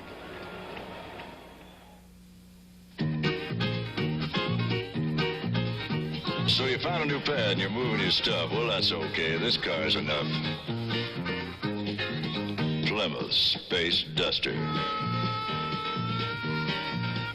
You can get a fold-down seat here in the back. Gives you 6.5 feet of space to pack. Whatever you got to pack in the back. Fully carpeted. Seat folds up, too. With a roof that opens on a country ride, don't cost much extra. Lets the sun inside. Crank shut, too, nice and tight, because the sun don't shine very much at night. Of course, everybody knows that. Plymouth Space Duster. You can get more out of it, because you can get more into it. Plymouth Duster. Extra care in engineering. It makes a difference.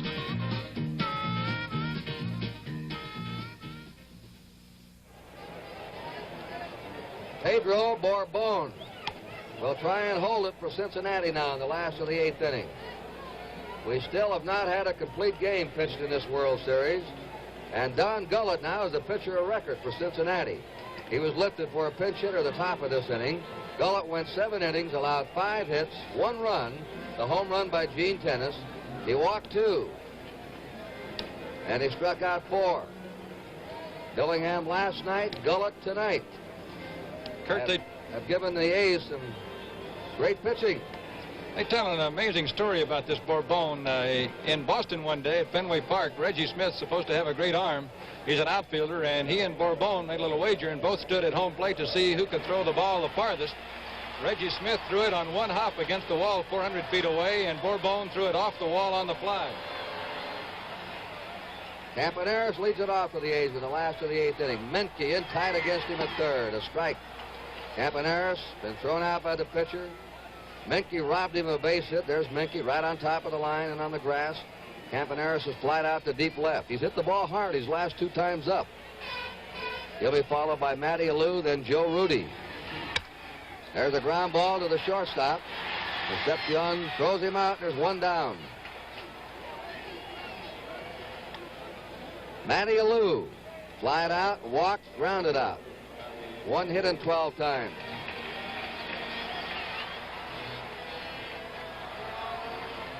Bourbon has been an excellent relief pitcher in the playoffs in the World Series. 7 in the 3rd innings, only 2 hits and 1 run.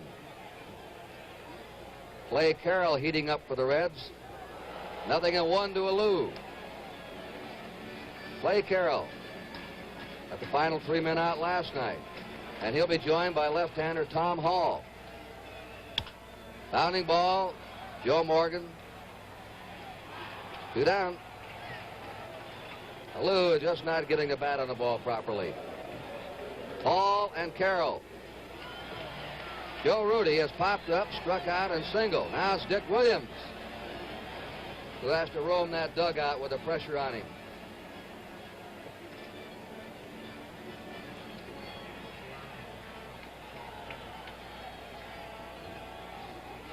Cesar Geronimo is going down to the Reds bullpen to warm up his throwing arm.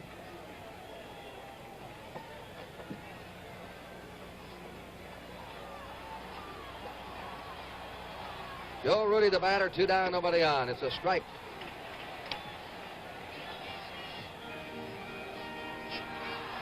Two runs, 6 hits for Cincinnati, 1 run, 5 hits for Oakland.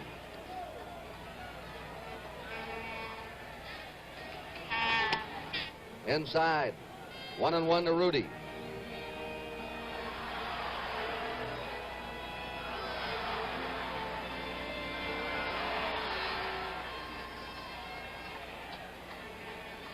A 1-1 pitch. Ground ball into right field for a base hit. And the A's have the tying run on in the last of the 8th inning. Joe Rudy's second hit. He hits to all fields.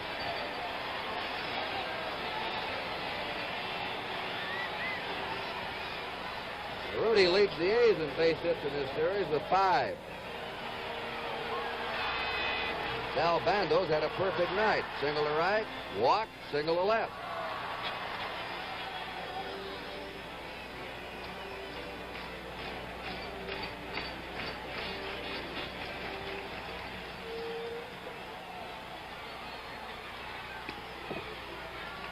Ball one to Sal Bando.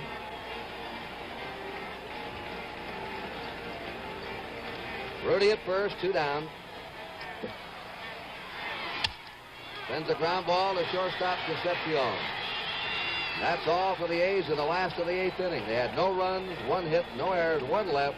Going to the top of the 9th. Cincinnati ahead, 2-1. Hi, Hank. Shaving close for your big close-up, huh? Yep. Well, don't cut yourself. Sam, I don't have to cut myself to shave close. This is the Track 2, the 2-bladed razor from Gillette. The blades are recessed, so it's safer. Recessed? Then how come it shaves so close? Because when the first blade shaves your whisker, it stretches it out from the skin. And before it can snap all the way back, the second blade can shave it again, closer. What if I went back again with my 1-blade razor? The whisker snaps back too fast.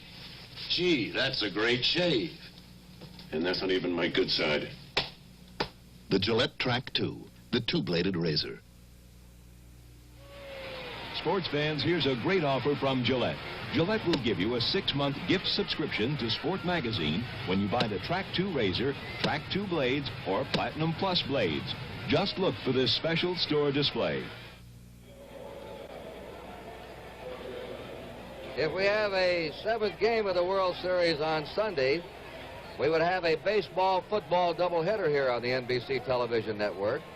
If the World Series is over, then we would have a pro football doubleheader featuring Cincinnati against the Rams, Denver versus Oakland. Tony Perez has struck out, flied out, and singled. The Reds are up in the 9th inning. Vida Blue can be the losing pitcher in this game unless the A's rally and tie and go ahead and win it. 1 ball, 1 strike. Morgan, Joe Morgan, from first base on Bobby Tolan's double, scored the go-ahead run, and he's Blue's responsibility. There's a drive sinking into right field for a base hit. Perez, 2 hits tonight. And 7 in the series. He's the World Series base hit leader here in 1972.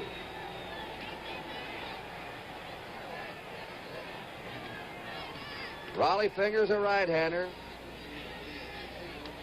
Dave Hamilton, a left-hander, warming up in the Oakland bullpen. Perez in the 1970 series had only 1 hit and 18 times up. Here's Dick Williams to the mound.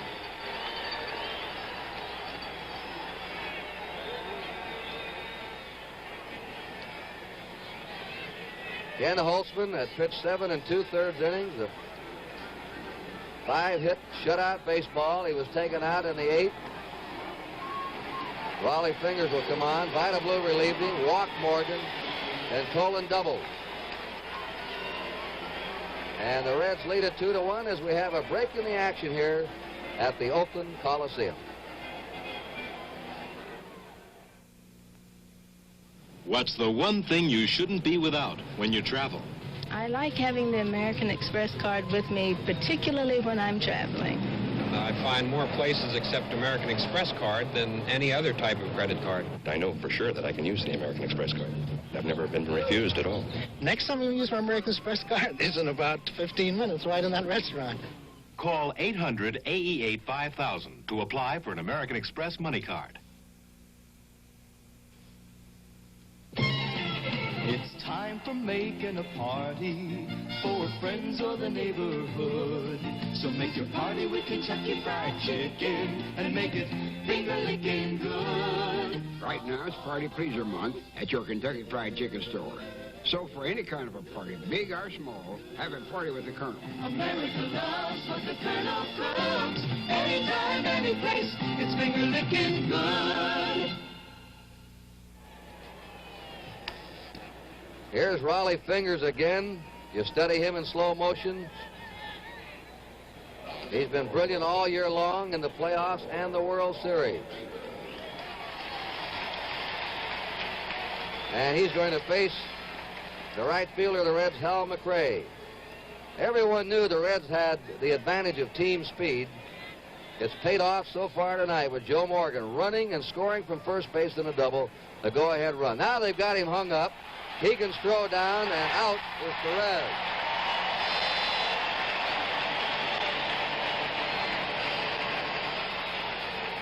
Look at Perez. He was trying to get a good jump. Hit and run may have been on. Fingers catches him. Relay throw from Hegan as the tag is made. Well, that makes it one down. Low curve to McRae for a strike. McRae has a single in 3 times. Menke scheduled up behind him. Cincinnati leading 2-1 in the 9th inning. A strike. 0-2. And for the A's fans in the last of the 9th, Mike Hegan is scheduled to lead off, then George Hendrick and Gene Tennis.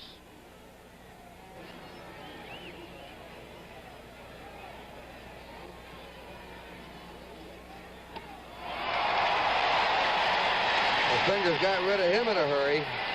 2 down. When he comes in with that sidearm curveball to a right-hander, it's wicked. Watch that last strikeout pitch. He has a good fastball, but watch this ball break. From the side, a little crossfire. Gets him to go after the bad one. Dennis Menke, hitless in 3 times. Reds have 2 away, top of the 9th inning. They're leading 2-1.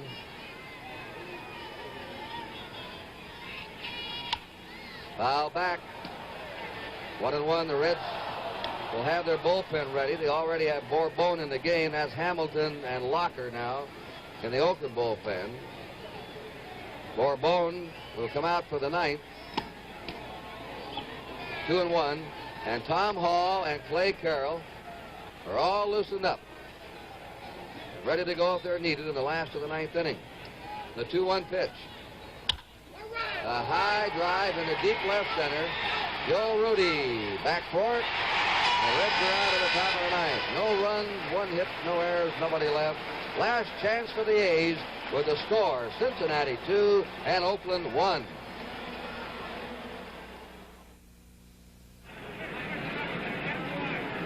Hello. I'm interrupting your TV picture with good news about color TV.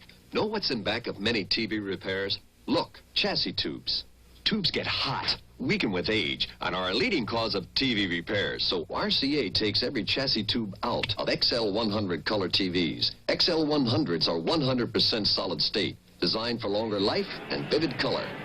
Give chassis tube problems the boot with XL100.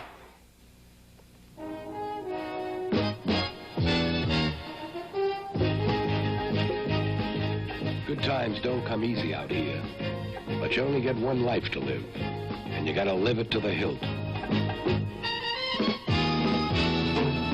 Second chances are never handed out, so you go for the gusto in everything, even the beer you drink.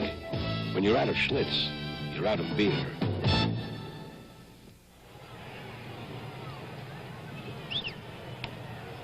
Mike Hegan will be up for his first time of the game. He replaced Mike Epstein, who had gone hitless in 3 times. Geronimo now is in right field for the Reds. That's a defensive measure, one of the great throwing arms in baseball. We're going to watch a left-hander and then 2 right-handers hit against Pedro Bourbon. Oakland led all the way until the 8th inning. Kurt, the A's in this series haven't hit a fly ball off this guy yet in 2 appearances. The base hit by Rudy was even a grounder.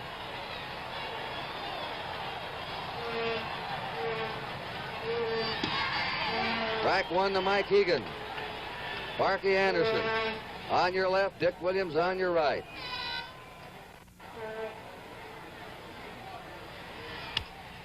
Slashes it right down to Menke, who's been a very sure-handed third baseman tonight. 1 down. Our statistician, Alan Roth, for NBC, our production stage manager, Jim O'Gorman. George Hendrick is going to be taken out, and Gonzalo Marquez is going to bat.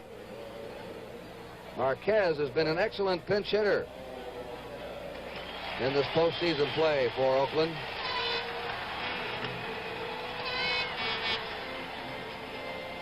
Kurt, he was made active for the playoffs in the place of a pitcher, actually, with special permission from the Detroit Tigers, who were given special permission for another player. But when Darrell Knowles, the regular reliever, was injured, the A's put him on instead of another pitcher. 1 out. Nobody on. 2-1 Cincinnati. Breaking pitch for a strike.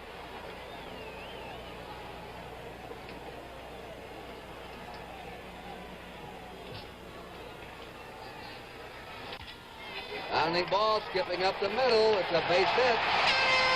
He does it again. And the A's have the tying run on. We're going to have a runner. Sparky Anderson watching the runner coming on. As Alan Lewis. Marquez will get a big hand. Just about every time he's been up, he's delivered against the Tigers and here in World Series competition. In the playoffs in the World Series, in 6 pinch hitting appearances, he's had 4 hits.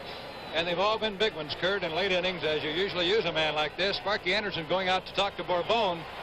Runner over at first base for the A's, Alan Lewis, is called the Panamanian Express, and he stole 102 bases 1 year in the minor leagues. He spent most of this year at Birmingham in the AA Southern League and the athletic system. He's brought up every year just about as strictly a pinch runner. And he stole some big bases for the A's down the stretch in those low-scoring games Oakland was winning. But he's tried to go on Johnny Bench so far in this series and hasn't made it. Tomorrow, Jim Catfish Hunter will be pitching for Oakland. Probably Jim McLaughlin, a right-hander. We say probably, they're not sure. 3:30 Eastern Daylight Time, Game 5 of the World Series. A strike to Gene Tennis. Grounded out in the 3rd, hit a home run over the left field fence in the 5th, struck out in the 7th. Don Mincher's in the on-deck circle. That's ball 1. A big power-hitting left-handed batter, Don Mincher.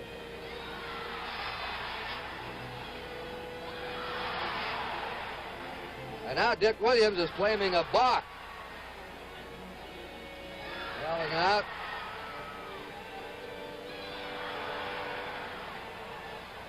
Something about the stretch, not coming to the stop. Stop for 1 second. 2 balls and a strike to Gene Tennis. The A's are down by 1 run, last of the 9th inning. Now Sparky Anderson, as the wheels turn here in the Oakland Coliseum, moves to the mound. And he is not hesitating. He wants his veteran who came in and dispatched the A's with such ease last night, Clay Carroll. Carroll, who set a major league record with 37 saves this year, just did it in such easy fashion last night that it was boom, boom, boom, and they were all in the clubhouse. Amazing thing, the pressure that is put on him by the manager. Last night the count was 3 balls and no strikes when he came on to pitch to Mike Epstein, and he got Mike. He threw the first pitch for a strike. Epstein swung at the second one, and then he went right on through the rest of the men. But he's a veteran. He's been around a long time doing this very thing, and these relievers, the short relievers who come in under pressure are, I'll tell you, they're a special breed of man. Some people talk about the low batting averages now in baseball, Monty, compared to years ago. I was talking to Lefty Grove today. You get around and talk to fellas who played in the Neva and still watch baseball, still follow it, and they all admit that the relief specialist today has something to do with it. Right. Lefty would pitch complete games when he had been given something like a big lead and blow it, and he says he stayed in a lot of ball games all the way when he'd give up 6, 7 runs, but today they don't do that. You look at these 3 men, Bourbon, Hall, Carroll, really outstanding pitchers. And they only have to come in for an inning or 2. They're rough. The same with Blue and Raleigh Fingers. And Knowles, who's out of the series with a broken thumb. Darrell Knowles.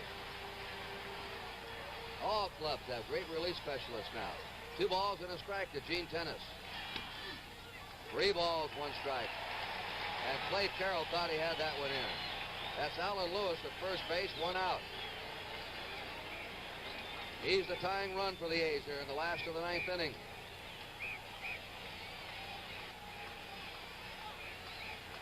Three and 1 count.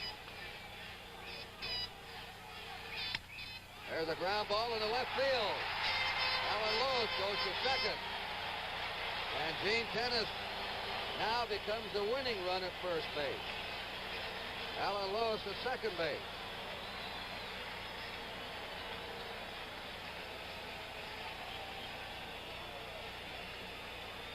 And Don Mincher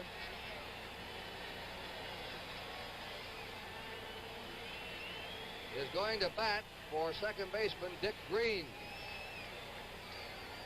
This is Mincher's second World Series. He played 7 games for the Twins in the '65 series against the Dodgers.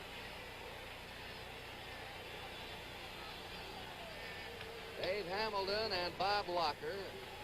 If Mincher gets a hold of one, he can send it. He came over to the A's from the Texas Rangers this year in a trade and has played very little. So he's been strictly a pinch hitter. He's hitting only .216, but he did have 6 home runs before he left the Texas Rangers.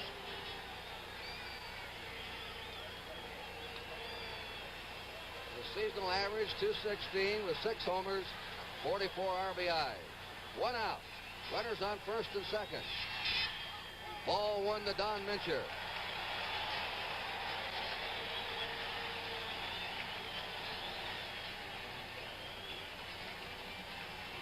Angel Manuel has come in the on-deck circle to bat for the pitcher if he gets a shot. 1 ball, no strikes. Base hit into right center. There's Lewis, rounding third. The game is tied. Over to third goes Gene Tennis. And this Oakland crowd has gone crazy.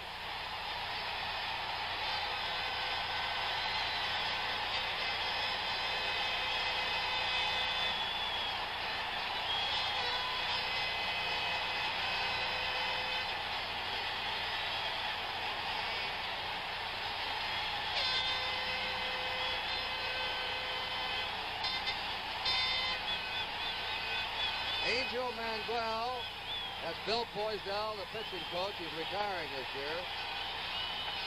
The winning run now at third base for the A's. Gene Tennis is there. Mincher's at first. There's 1 out. And the bullpens have failed both clubs tonight. Dick Williams is going over to talk to his third base coach, Irv Noren. Kurt, he'll do this a lot. He wants to make sure there's no mix-up here. The A's have run the suicide squeeze play quite often this year. It's going to be interesting to see what they do here with only 1 out and how the Reds play the infield. And now they've officially announced the pinch hitter. And we're going to have a pinch runner. Johnny Blue Moon Odom will run for Mincher, and he can fly. You might wonder why a pinch runner at first base. The big reason is, in case the ball is hit in a hole somewhere, he might be able to get there in time to break up a double play. Looks like Williams had an elastic band on him. Started out, he came back. Williams has been out to the mound repeatedly in a series. He's talked to hitters. This is the A's first World Series. They're primarily a young team. Sparky Anderson now is ordering his infield in. Odom is running for Mincher, a slow man at first. The winning run is over at third, Gene Tennis. The game is tied 2-2, last of the 9th inning. The outfield will have to play very shallow. The long fly ball beats the Reds anyway. They don't want a Texas leaguer dumped in there. And Angel Manuel, who's been a disappointment this year, can be a hero right now from Puerto Rico. This is his first World Series appearance. Last year they were calling him the Little Clemente. The infield in. Ground ball. Base hit. The A's win it. The A's have come back. with 2 runs in the last of the 9th inning, and have defeated Cincinnati 3-2, and have now taken a commanding lead in this World Series. The fireworks go off. A mob Manuel, 3 pinch hits in the last of the 9th inning for Oakland. Every game has been a 1-run ball game in this World Series, and Manuel is the hero.